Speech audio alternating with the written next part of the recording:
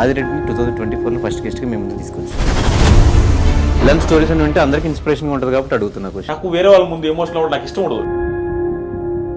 సింధనూరు అనే ఊర్లో నేను ఎలక్ట్రికల్ ఇంజనీర్ అయి ఉండి పరిస్థితి బాగాలేక సివిల్ ఫీల్డ్లో సివిల్ ఇంజనీర్ యాక్టింగ్ చేస్తూ తార్ రోడ్ల దగ్గర బాధ నాది ఒకటే కాదు, మా చెల్లెళ్ళు బ్లైండ్, మా చెల్లికి కనిపించదు, మా చెల్లి పెళ్లి చేసుకొని అంటుంది.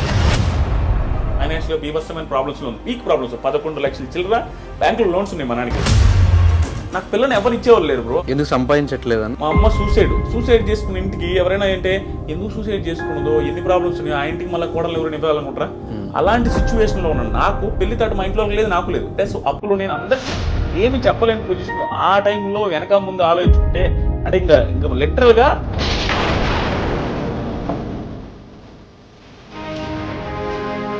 మొత్తం ఫ్రీగా వదిలేయబట్టే. నీకు ఒక టైం వస్తుంది బ్రో.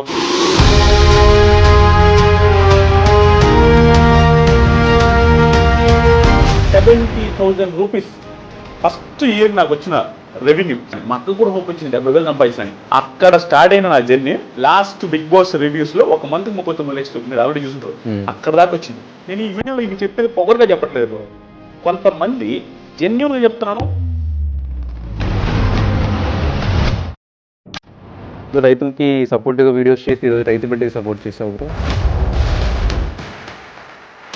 ఖచ్చితంగా ఆట ఏదో పాయింట్లో నచ్చిందని సపోర్ట్ చేస్తారు. తప్పు ప్రశాంత్ చేసిన మిస్టేక్ అని ప్రశాంత్ కూడా యాక్సెప్ట్ చేస్తారు. శివాజీ గారు చెప్పారు, పోలీసులు చెప్పారు. అంటే ఒక రివ్యూవర్కి ఎవరికి సపోర్ట్ చేయని ఆదిరెడ్డి కౌశల్ టైంలో కౌశల్ ఆర్మీకి చేయడం, కౌశల్ కోసం 2K రన్ చేయడం, ఇదంతా ఏంటి? ఏముంది తప్పు? మెజారిటీ ఆఫ్ పీపుల్ నచ్చుతున్నాయంటే కూడా నచ్చకుండా 2K వాక్ చేయాల్సిన అవసరం కూడా లేదు కదా, న్యూట్రల్ గా వీడియోస్ చేస్తే అయిపోయేది కదా. అది ట్రూ బ్రో. కానీ బయటకు వచ్చే మీ ఛానల్కి స్ట్రైక్స్ చేశాడు కదా. అని కారబ్దాల గురించి టాపిక్ చేస్తే ప్రశాంత్ ఇష్యూలో మేము ప్రశాంత్తో ఫైట్ చేసింది, ప్రశాంత్ మాతో ఫైట్ చేసినప్పుడు లాస్ట్లో మీరు ఒక వీడియో పెట్టి ఈ విషయం మీద క్లారిటీ అని చెప్పి ఒక వీడియో పెట్టారు. మాకు నిజంగా అర్థం కాలే.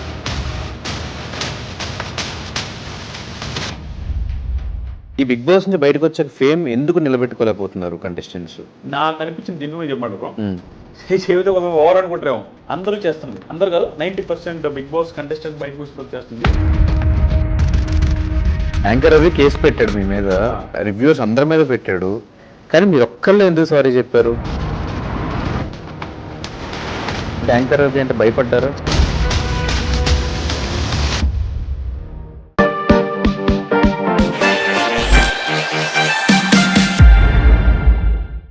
హాయ్ హలో నమస్తే, నేను మీ anchor Dhanush. Welcome to I dream. ఈరోజు మనతో పాటు నా గెస్ట్ ఆదిరెడ్డి. ఒక రివ్యూవర్గా తన కెరీర్ స్టార్ట్ చేసి బిగ్ బాస్ మీద రివ్యూస్ చెప్పుకుంటూ అదే బిగ్ బాస్ కంటెస్టెంట్గా వెళ్ళి టాప్ 5 వరకు నిలిచి ఈరోజు యూట్యూబ్లో వన్ ఆఫ్ ద టాప్ రివ్యూవర్స్గా నిలిచి అండ్ చాలామంది రివ్యూవర్స్కి ఒక ఇన్స్పిరేషన్గా నిలిచాడు.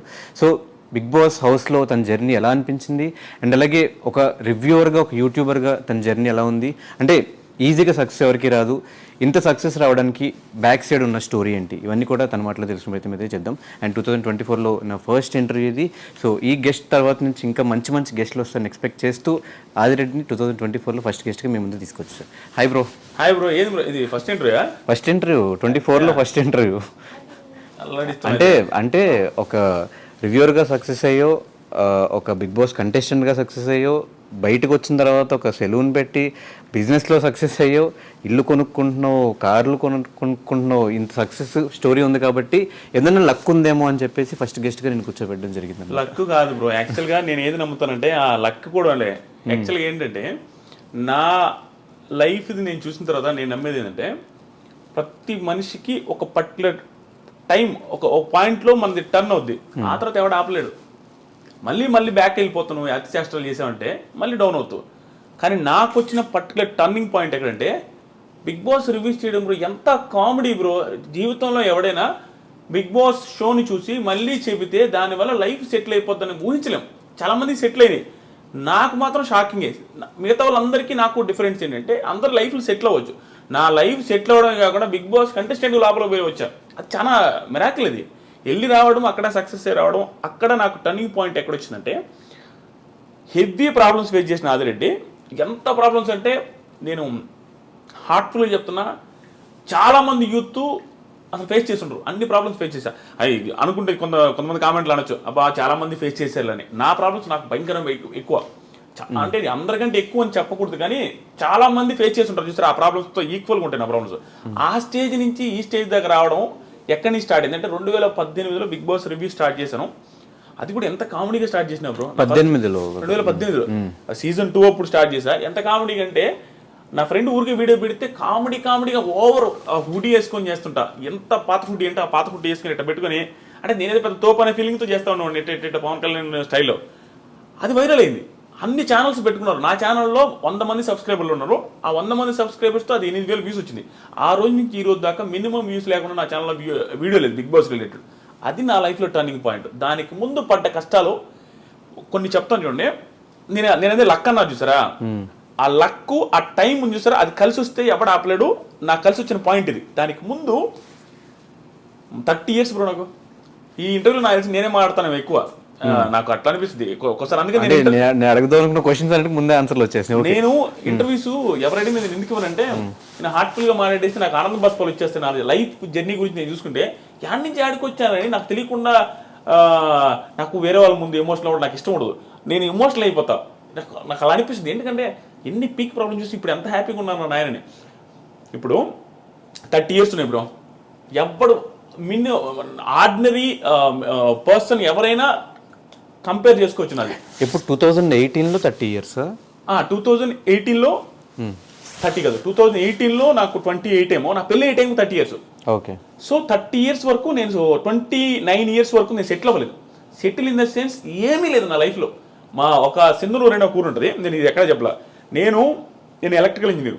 కొన్ని నేను చెప్పలేను, మరీ ఓవర్ డ్రామాటిక్గా ఉంటుంది నా లైఫ్ స్టోరీని. కొన్ని చెప్పను, ఈరోజు కొన్ని చెప్పలేను. కానీ ఎందుకు చెప్పాలి అంటే, ఆడియన్స్లో మీరు రివ్యూ స్టార్ట్ చేసిన తర్వాత మిమ్మల్ని చూసి ఓకే ఇలా కూడా సంపాదించేసి డబ్బులు అని చెప్పి యూట్యూబ్లో చాలామంది రివ్యూ స్టార్ట్ చేసిన వాళ్ళు ఉన్నారు. వాళ్ళు సక్సెస్ అయ్యి వాళ్ళ లిమిట్లో వాళ్ళు సంపాదించుకుంటున్న వాళ్ళు కూడా ఉన్నారు. కాబట్టి ఇలాంటి స్టోరీస్ అని వింటే అందరికీ ఇన్స్పిరేషన్గా ఉంటుంది. కాబట్టి అడుగుతున్నా క్వశ్చన్. సింధనూరు అనే ఊర్లో నేను ఎలక్ట్రికల్ ఇంజనీర్ అయి ఉండి పరిస్థితి బాగాలేక సివిల్ ఫీల్డ్లో సివిల్ ఇంజనీర్ యాక్టింగ్ చేస్తూ తార్ రోడ్ల దగ్గర ఇలా పెట్టి ఆ మీటర్ ఉంటుంది, ఓన్లీ సివిల్ ఇంజనీర్స్ కంపేర్ చేసుకోవచ్చు, వాళ్ళకి అర్థమవుతుంది ఎన్ని సెంటీమీటర్స్ తారు వచ్చిందని ఇటు చూడాలి ఉంగి. అది చేసేవాడు నేను. మొత్తం నల్లగా అయిపోయి తార్ రోడ్డు దగ్గర 13,000 14,000 ఇచ్చేవాళ్ళు. అక్కడ పని చేస్తున్నప్పుడు అక్కడ చిన్న రూమ్ ఇస్తారు మాకు. ఆ రూమ్లో ఉన్నప్పుడు మా నాన్న ఒకరోజు కాల్ చేసిండు, బాధపడతా. అప్పుడు పోయి పొజిషన్ చాలా బ్యాడ్గా ఉండేది అనమాట. ఎట్టొకటి చేసుకోరా, సెటిల్ అవ్వరా, నువ్వు నీది ఒక్కటే నాకు బాధ. ఎందుకంటే బాధ నాది ఒక్కటే కాదు, మా చెల్లెళ్ళు బ్లైండ్, మా చెల్లికి కనిపించదు, మా చెల్లి పెళ్లి చేసుకొని అంటుంటుంది, అదొక పక్క మా నాన్నకి బాధ ఉంది. ప్లస్ మా మదర్ సూసైడ్ చేసుకొని చనిపోయి ఉన్నారు, అదొక బాధ ఉంది. ఫైనాన్షియల్గా బీభత్సమైన ప్రాబ్లమ్స్లో ఉంది, పీక్ ప్రాబ్లమ్స్. 11 లక్షల చిల్లర బ్యాంకులో లోన్స్ ఉన్నాయి మా నాన్నకి. నాకు తెలుసు, నేను రాజకీయాలు పెద్ద కాన్సన్ట్రేట్ చేయను కానీ ప్రతిసారి ఎలక్షన్కి ముందు ప్రతిసారి దేవుని మొక్కునేది తెలుసు. ఒకప్పుడు మా నాన్న మా అకౌంట్లో అదే మా లోన్స్ ఏదైతే ఉంటాయో చూస్తారు అగ్రికల్చర్ లోన్స్, అవి వెళ్ళిపోవాలా. అది ఎవడు హామీ ఇస్తే వాళ్ళు గెలవాలని కోరుకునేది. చాలా మంది ఇచ్చారు అట్లాంటి హామీలు. ఈసారి అగ్రికల్చర్ లోన్స్ మొత్తం పోతాయి, వాళ్ళు ఇచ్చారు వీళ్ళు ఇచ్చారు, అన్ని ఈ గవర్నమెంట్ ఇచ్చింది ఆ గవర్నమెంట్ ఇచ్చింది. ప్రతిసారి నేను ఎవరి హామీ ఇస్తే వాళ్ళు గెలవాలనుకున్నాను. అంటే నాకు లైఫ్లో ఇంకేం గోల్స్ ఉండేది బ్రో. నా లోన్స్ క్లియర్ అయిపోతే మా నాన్న హ్యాపీ, నేను హ్యాపీ అనుకున్నాను. అలా మా నాన్న ఆ రోజు సింధనూరు దగ్గర ఫోన్ చేసినప్పుడు బాధపడతా మాట్లాడాడు. అది నాకు ఇప్పటికీ గుర్తుంది. ఆ రోజు నుంచి మళ్ళీ ఆ 30 ఏళ్ళు అని చెప్పేసి పెళ్ళి అయ్యే రోజు వరకు నాకు పిల్లని ఎవరు ఇచ్చేవాళ్ళు లేరు బ్రో. అంటే ఇంకా నా పెళ్లి గురించి టాకే వచ్చేది లేదు మా ఇంట్లో. ఎందుకు సంపాదించట్లేదన్నా, లేకపోతే నేను అప్పుడు ఎంత బ్రో 48 కేజీలు వెయిట్ ఉండేవాడిని, 50 కేజీలు నా హైట్ ఇంతే ఉండదు, 6.3 48 కేజీల వెయిట్తో. మా అమ్మ సూసైడ్ చేసుకున్న ఇంటికి ఎవరైనా అంటే ఎందుకు సూసైడ్ చేసుకున్నదో, ఎన్ని ప్రాబ్లమ్స్ ఉన్నాయో, ఆ ఇంటికి మళ్ళీ కోడలు ఎవరైనా ఇవ్వాలనుకుంటారా. ప్లస్ మా ఇంట్లో మా చెల్లి అలాగే ఉంది, ఒక పర్సన్ హ్యాండిక్యాప్డ్ పర్సన్ ఉండే ఇంటికి ఎవరు ఇవ్వాలనుకోరు. అలాంటి సిచ్యువేషన్లో ఉన్న నాకు పెళ్లి తాట మా ఇంట్లో లేదు, నాకు లేదు. ప్లస్ అప్పులు నేను అందరికీ తెలుసు. ఆ పొజిషన్ నుంచి 30 years నాకు ఎలా ఉన్నాడు చూడు. నా పెళ్లి కాలేదు, ఎవరికైనా ఒక పర్సన్కి ఎలా ఉంటుంది బ్రో, జాబ్ లేదు, పెళ్లి కాలేదు, అందరూ అడుగుతారు. మన ఫ్రెండ్స్కి మన ఫైనాన్షియల్గా ఇదేంది తెలియదు. మన బయటికి ఫ్రెండ్స్కి ఏమంటారు, ఫోన్ చేసి ఏమమ్మా ఎప్పుడు పెళ్ళి అంటారు. మనం ఏం చెప్పలేము, ఏం చేస్తున్నారు అంటారు, ఏమి చెప్పలేని పొజిషన్. ఆ టైంలో వెనక ముందు ఆలోచించుకుంటే అంటే ఇంకా లిటరల్గా ఆ పొజిషన్ ఎట్లా ఉందంటే నిల్ అనమాట బ్రెయిన్లో. అంటే ఇంక మనకు ఆలోచించడానికి కూడా ఎట పోతే అట్ట వదిలేసిన, మొత్తం ఫ్రీగా వదిలేయబట్టే బిగ్ బాస్ రివ్యూ చేయండి కామెడీగా. అంటే నీకు ఒక టైం వస్తుంది బ్రో, నేను కాన్సన్ట్రేట్ చేసి నా లైఫ్ నా కెరీర్ టర్న్ అవ్వాల, నోటుకు వచ్చినట్టు వదిలేస్తే కెరీర్ ఒక మలుపుకి వచ్చింది. అలా కామెడీగా చేసిన బిగ్ బాస్ రివ్యూస్ ఆ తర్వాత నాకు తెలియదు అసలు బిగ్ బాస్ రివ్యూస్ చేస్తే డబ్బులు వస్తాయని కూడా. 30,000 సబ్స్క్రైబర్స్ ఎంత మానిటైజ్ చేశా. అప్పటి నుంచి డబ్బులు స్టార్ట్ అయింది. 70,000 రూపీస్ ఫస్ట్ ఇయర్ నాకు వచ్చిన రెవెన్యూ. 70,000 రూపీస్ వస్తే మా అక్క నాతో అనేది భయంకరమైన ప్రాబ్లమ్స్ చూస్తున్నాం. మాకు కూడా దగ్గరుండి ఎప్పుడైనా వాళ్ళ ఇంట్లో పెట్టుకొని భోజనం ఫుడ్ పెట్టి వాళ్ళ ఇంట్లో నన్ను బాగా చూసుకుంటున్నాను ఉండేవాళ్ళు. మా అమ్మ చనిపోయిన తర్వాత 70,000 వచ్చినప్పుడు మా అక్క కాల్ చేసి ఏమన్నా తెలుసా, అమ్మయ్య ఇంకొక 1.5 లక్ష 2 లక్షలు చేసుకోరా మొత్తం, నీకు ఎట్ట కూడా పెళ్లి చేద్దాం, ఆ 2 లక్షలు ఇంకొక 1 లక్ష ఎట్లా కూడా అప్పు చేసి నీ పెళ్ళి అయితే బాగుంటుందా అని. మా అక్క కూడా హోప్ వచ్చింది 70,000 సంపాదించినని. అక్కడ స్టార్ట్ అయిన నా జర్నీ. లాస్ట్ బిగ్ బాస్ రివ్యూస్లో ఒక మంత్కి 39 లక్షలు మీరు ఆల్రెడీ చూసుంటారు. అక్కడ దాకా వచ్చింది. నేను ఈ వీడియోలో ఇవి చెప్పేది పొగరుగా చెప్పట్లేదు బ్రో. కొంతమంది జెన్యున్గా చెప్తున్నాను. కొంతమంది ఫ్యామిలీస్ కానీ, కొంతమంది ఫ్యామిలీస్లో ఉండే పేరెంట్స్ కానీ స్ట్రగుల్ని తీసుకోలేక సూసైడ్ చేసుకుంటారు. ఎగ్జాంపుల్ మా మదర్కి పీక్ ప్రాబ్లమ్స్. మా ఇంట్లో అందరికీ ఏంటంటే ఆస్తులు ఉండేవి బ్రో. ఆస్తులు ఎలాంటి ఆస్తులు, మెట్ట ప్రాంతం అది. ఆస్తులు అయితే ఉంటాయి చెప్పుకోవడానికి, 8 ఎకరాలు 9 ఎకరాలు 10 ఎకరాలు అంటారు. కానీ అవి ఎవడు కొండవు దాంట్లో పంటలు పండవు. ప్లస్ పల్లెటూరులో ఉండేవాడు పీక్ ప్రాబ్లమ్స్ వచ్చినా అవి అమ్మడు. దానివల్ల ఆస్తులు కొంచెం ఉన్నప్పటికి కూడా ప్రాబ్లమ్స్ ఎప్పుడు ఉండే. చేతిలో డబ్బులు ఉండేది లేదు. బర్రెలు ఉంటాయి. బర్రెలు మొత్తం మా అమ్మాయి చూసుకుంటుంది. గెడ్డి మోపులు తెచ్చేది మా అమ్మాయి, వ్యవసాయం చేసేది మా అమ్మాయి, నిమ్మతోట ఉండేది అది కూడా పోయిందిలే. అక్కడికి పోయేది మా అమ్మాయి, మాకు వండి పెట్టేది మా అమ్మాయి, 4 పిల్లకాయలని. అన్నీ చూసుకునేసరికి మా అమ్మకి బాగా, మా అమ్మ కూడా హైట్ ఎక్కువ, సన్నంగా ఉండేది. అంత ప్రాబ్లమ్స్ ఫేస్ చేస్తే ఒకసారి హోటల్ ఉండేది మాకు. ఎంత ప్రాబ్లమ్స్ అంటే ఒకసారి ఊహించుకుంటేనే అంటే నేను పేరెంట్ అయిన తర్వాత మా ఇంట్లో వాళ్ళు ఎంత స్ట్రగుల్ అయి ఉంటారో మా అమ్మ అనిపిస్తుంది. మా వైఫ్ని చూసిన తర్వాత హోటల్ ఉండేది, చిన్న హోటల్, ఊర్లో రేకుల షెడ్ వేసి ఒక హోటల్, మా సొంత ప్లేసే కాబట్టి అక్కడ పెట్టాము. బోండాలు, ఇడ్లీలు, పూరీలు అన్నీ చేసి మా అమ్మాయి పెట్టి, మా అమ్మాయి వండి అందరికీ పెడతా ఉండేది. అవే డబ్బులు వస్తూ ఉండేవి. అప్పుడు మేము హ్యాపీగా ఉన్నాం. ఆ టైంలో, ఆ హోటల్ పెట్టిన టైంలో మాది మంచి సక్సెస్లో ఉండేది. ఓకే, కొంచెం డబ్బులు చూస్తున్నాం. ఆ టైంలో నేను బీటెక్ జాయిన్ అవుతూ ఉండేది. జాయిన్ అయ్యి బీటెక్ కాలేజీకి పోయే ముందు రోజు మండలు దుడిచేది, ప్యాకెట్లు కట్టేది. నాకు ఇష్టం ఉండదు. ఎవరికి ఇష్టం ఉంటుంది బ్రో? బిల్డప్ ఇవ్వాలని ఎవరికైనా ఉంటుంది. మిడిల్ క్లాస్ పర్సన్ బిల్డప్ ఇస్తాం. బీటెక్ స్టూడెంట్ అంటే ఏమనిపిస్తుంది?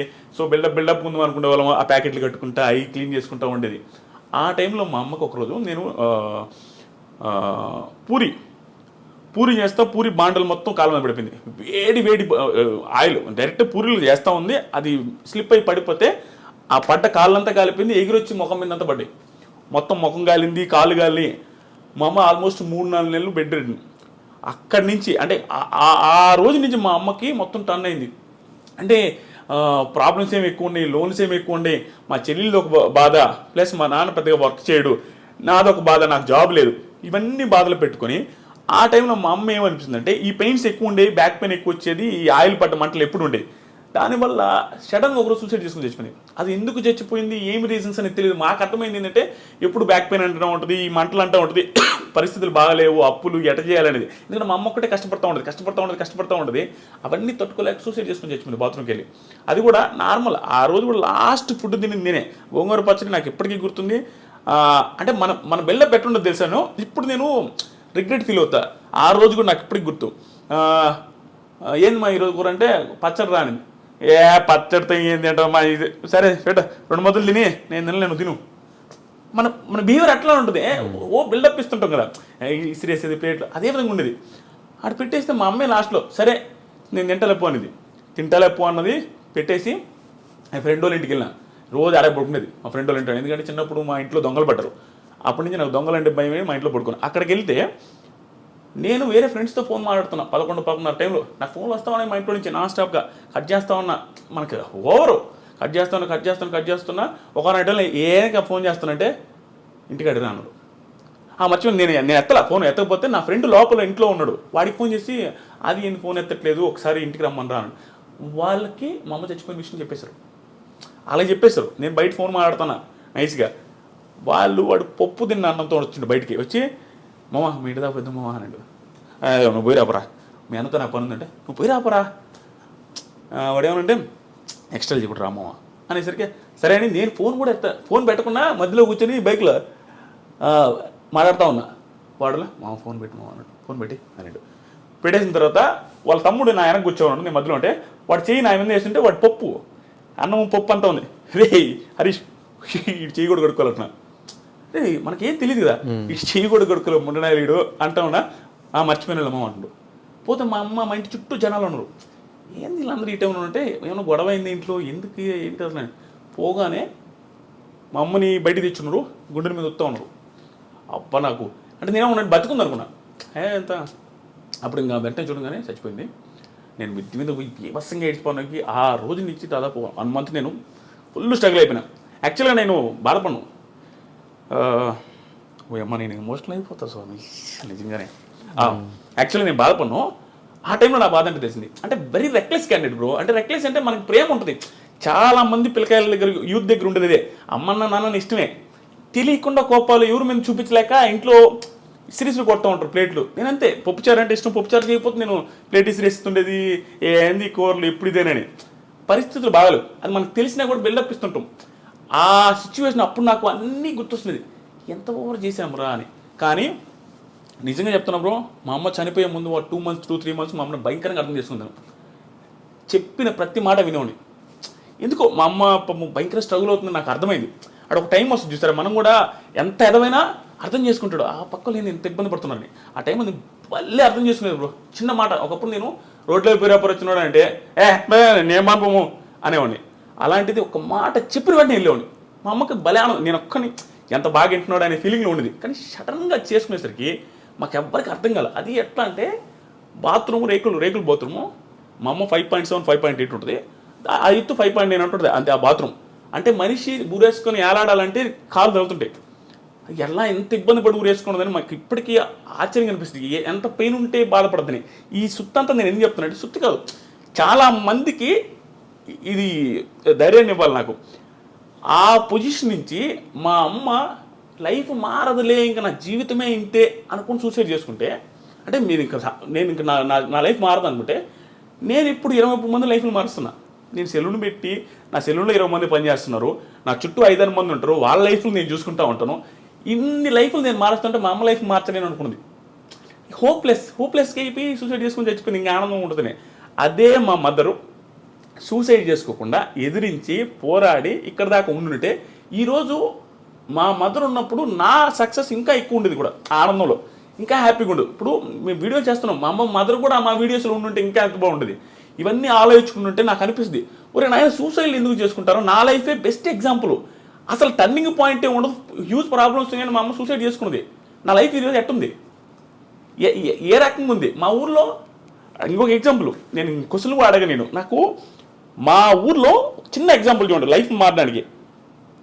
నేను జస్ట్ ఒక ఇంగ్లీష్ మాట మాట్లాడితే యా అన్నా ఒకరి ముందు, ఏదో అడిగితే యా అంటే మేము కానీ మెతుకులేదు కానీ ఇంగ్లీష్ రా నీకు అన్నారు. నేను 10th చదివేటప్పుడు ఆ పొజిషన్ అట్లా ఉండేది మాకు. ఆ రోజు నుంచి నా దగ్గర అప్పు తీసుకుని వాళ్ళు 10,000 ఎగ్గొట్టారు.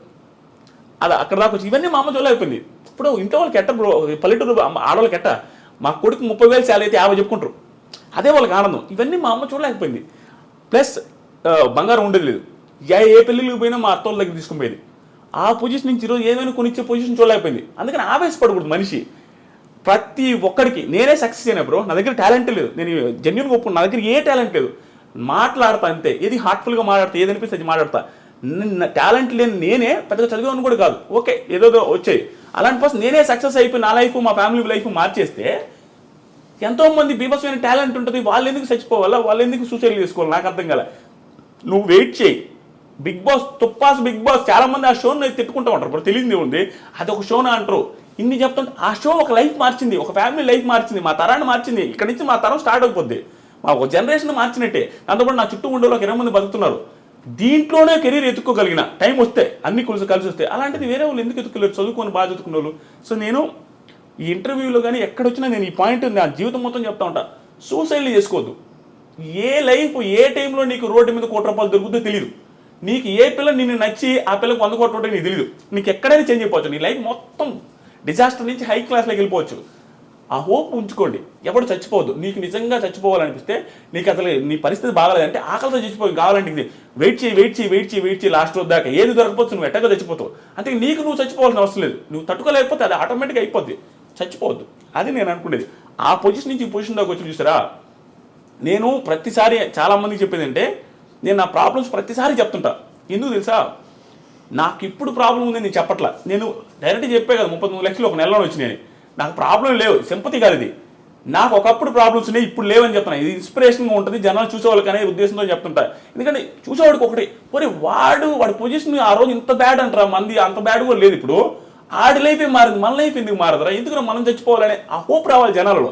సూసైడ్ చేసుకునే అంత ఎదవలు లేరు. మా అమ్మని ఇప్పటికీ మా ఊర్లో తిడతారు, ఎదవగాపోతే ఆ రోజు సూసైడ్ ఆ పిల్ల ఆ ఎదవగాపోతే అటు చచ్చిపోకుండా ఉంటే ఈరోజు బంగారం ఉండు కదనే ఆవేశపడి ఆ పిల్ల అటు చేసుకున్నది కానీ అని మా అమ్మల్ని తిట్టా ఉంటారు అందరూ. అంతే కదా, చాలా ఇది బ్రో ఇవన్నీ. కానీ పర్ఫెక్ట్ ఎగ్జాంపుల్ 28 సంవత్సరాలకి ఒక రూట్ ఎంచుకుని సక్సెస్ అవ్వడం అంటే చిన్న విషయం కాదు. కానీ ఇన్ని రూట్స్ ఉండగా అంటే రివ్యూస్ చెప్పాలి అని థాట్ వస్తే సినిమాల మీద చెప్పొచ్చు, పొలిటికల్గా చెప్పొచ్చు. అప్పటికి పొలిటికల్ రివ్యూస్, సినిమా రివ్యూస్ ఇవన్నీ ఇండస్ట్రీలో ఉన్నాయి. ఇవేం కాదని బిగ్ బాస్ అనే షో మీద ఫస్ట్ టైం రివ్యూ చెప్పింది మీరే అనుకుంటా తెలుగులో. ఇక అంతకుముందు నేను అది కూడా నేను చెప్తాను కదా, అంతకుముందు దిస్ ఈజ్ ఫనీ అని ఉంటాడు. దిస్ ఈజ్ ఫనీ అతను చూసి నేను రివ్యూ స్టార్ట్ చేసింది. అతను ఏదో లైవ్ చేస్తూ ఉంటే నాకు 3-4 వేల మంది చూస్తాం, అది చూసి ఇతను ఎవరో స్వామి ఇంతమంది ఫ్యాన్స్ అనుకుని కామెడీగా మా ఫ్రెండ్తో చెప్తాను, ఇతను ఎవరో ఆయన కూడా బిగ్ బాస్ రివ్యూస్ చేసావు. మా ఫ్రెండ్తో అన్న ఇతను వీడియోలు ఏందని ఇంతమంది చూస్తున్నా అంటే మామూలుగా అంటగా వాడేందన్న చేసేదే మనం చేయలేమా, వాడు బిల్డప్కి మావాడు నువ్వు కూడా చేయన్నా అని చెప్పి వీడియో పెట్టా చేసిన, అది సక్సెస్ అయింది, ఆ నుంచి వచ్చింది. నేను చెప్పింది అదే బ్రో, విషయం కాదు, తెలియకుండా నీకు ఒకటి వస్తుంది ఆ టైము. నాకు వచ్చింది అంతే, నా టాలెంట్ కాదు. అందుకని చెప్తాను ఎవరికైనా ఒక టైం వస్తుంది. సో బిగ్ బాస్ రివ్యూస్ ఎందుకు చేసిన అంటే, నేను ఫస్ట్ యూట్యూబ్ ఛానల్ పెట్టి స్టార్ట్ చేసింది రైతుల గురించి వీడియోలు, రైతుల లాసులు కష్టాలు ఏంది, మీరేమో రైతులు అంటుంటే మీరు శ్రీరెడ్డి ఆవిడ వీడియోలు ఎక్కువ వేసుకుంటున్నారు, ఇంటర్వ్యూలు ఆవిడ వస్తున్నాయి, అప్పుడు ఫేమస్ ఆవిడ, ప్రతి ఒక్కటి కాంట్రవర్షియల్ భలే ఉండేది వ్యూస్. అట్లా ఉన్నారు రైతులు ఊరు పట్టించుకోలేదని ఆ వీడియోలు చేస్తే ఇప్పుడు చూసేదిలే, బిగ్ బాస్ గురించి చూడకుండా అందరూ చూసారు. ఇంకా అందుకని బిగ్ బాస్ చేస్తాం. ఇప్పుడు ఏది వస్తే అదే కదా చేస్తాం, డబ్బులు వస్తే ఏం తెలియదు. తర్వాత వచ్చినాయి 70,000 వచ్చినాయి, నెక్స్ట్ ఇయర్ 1,80,000 వచ్చినాయి, ఆ తర్వాత ఇంకొంచెం ఎక్కువ వచ్చింది, ఆ తర్వాత ఇంకొక ఎక్కువ వచ్చింది, తర్వాత బిగ్ బాస్కి వెళ్ళాం, తర్వాత ఇక్కడ దాకా వచ్చాం. ఆ టైంలో రైతులకి సపోర్ట్గా వీడియోస్ చేసి ఈరోజు రైతు బిడ్డకి సపోర్ట్ చేసావు బ్రో. అట్లా ఏం కాదు బ్రో, అట్లా అనుకోవచ్చేమో. కానీ రైతు బిడ్డకి సపోర్ట్ అంటే బ్రో ఒక్కటి చెప్తా, రైతు బిడ్డ అయినా ఇంకొకరి బిడ్డ అయినా డాక్టర్ అయినా ఎవరైనా ఆడ ఆడితేనే సపోర్ట్ చేస్తారు జనాలు తంగలు కాదు, ఖచ్చితంగా ఆట ఏదో పాయింట్లో నచ్చితేనే సపోర్ట్ చేస్తారు. నచ్చకుండా అసలు ఓటు వేయాలంటే హాట్స్టార్ ఓపెన్ చేసి ఎవరికి ఓపుకుండదు. నేను మాత్రం నాకు అనిపించిందే చెప్తా, నాకు అనిపించినట్టు నాకు నిజంగా జెన్యూన్గా ప్రశాంత్ నాలాగే నాకేమనిపించిందంటే, ఒక నార్మల్ పర్సన్ నుండి వెళ్ళి అక్కడ ఆడడం చాలా కష్టం బ్రో. నువ్వు కూడా ఫ్యూచర్లో ఎప్పుడో కూడా వెళ్తామని అనుకుంటున్నా, వెళ్ళినప్పుడు చూస్తావు చాలా భయంకరమైన టఫ్ సిచ్యువేషన్స్ వస్తాయి అక్కడ. తెలియకుండా ఈజీగా అనిపిస్తుంది, అమ్మాయి ఏంద్రా ఫుడ్ ఉండదు, నిద్ర ఉండదు, ఆడల ముందు గుడ్లు మార్చుకోవాలా, ఇవన్నీ చాలా ఇబ్బంది. ఏంది బ్రో పొల్లు ఉంటుంది ఆడల ముందు, ఎంత గలీజ్గా ఉంటుంది. అమ్మాయిలందరూ అందంగా ఉండే వాళ్ళు ఉంటారు, ఈడ వాళ్ళ ముందు పొల్లు అనుకుంటా ఉండాలి. అది చూడడానికి గలీజ్గా ఉంటుంది, ఏడంతా కారుకుంటా ఆ పొల్లు కూడా వాళ్ళ ముందు టవల్స్ కట్టుకోవడం చాలా ఇబ్బంది. అలాంటి సిచ్యువేషన్స్ని ఒక నార్మల్ పల్లెటూరు నుంచి వచ్చిన ట్యాకిల్ చేయడం చాలా కష్టం. నన్ను ప్రశాంత్లో చూసుకున్నాను, ప్రశాంత్ కూడా అదే సిచ్యువేషన్ ఉన్నది, చాలా ఇన్ఫీరియారిటీ ఉంటుంది, తెలియకుండా వీళ్ళందరూ క్లాస్కి ఉన్నారని. ఆ సిచ్యువేషన్ నుంచి ఏ టాస్క్ బ్రో నువ్వే చెప్పు, జెన్యూన్గా చెప్పు, ప్రశాంత్ ఏ టాస్క్ ఆడలేదు చెప్పు, ఆడలేదా? టాస్క్లు ఆడాడు. తర్వాత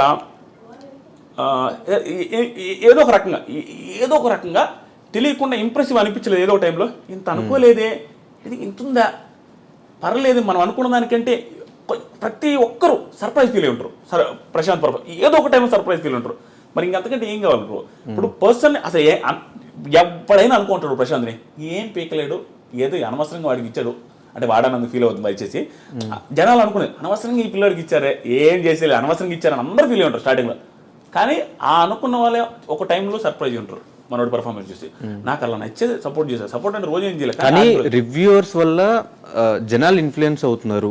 రివ్యూవర్స్ హౌస్లో ఉన్నంత వరకు ఒకలా చెప్పిన తర్వాత బయటకు వచ్చాక వాళ్ళ బిహేవియర్ చేంజ్ అయినప్పుడు ఖచ్చితంగా రివ్యూవర్స్ అనే ఛాన్సెస్ ఉంటాయి కదా. ఉంటాయి. కానీ రివ్యూస్ అంటే ఏంది, మేము రివ్యూ చేసేది ఏంది బిగ్ బాస్ షోని. సో మాకేం అవసరం బిగ్ బాస్ షో. ఇప్పుడు నా పక్కింటోడు 4 మర్డర్లు చేసిన బిగ్ బాస్కి వెళ్ళినా, మా ఇంట్లో వాళ్ళనే మర్డర్ చేస్తున్నా కూడా అంటే నేను బిగ్ బాస్ హౌస్కి పోతే వాడు బాగా ఆడితే సపోర్ట్ చేస్తా. వచ్చిన తర్వాత వాడు ఎలా ఉండో, వెళ్ళక ముందు ఎలా ఉండో నాకు సంబంధం లేదు, నాకే కదా ఏ రివ్యూర్ సంబంధం. షోలో ఎలా ఉంది అలా. షోలో ప్రశాంత్ బాగా ఆడు, శివాజీ గారు బాగా ఆడరు, పొగడతాం.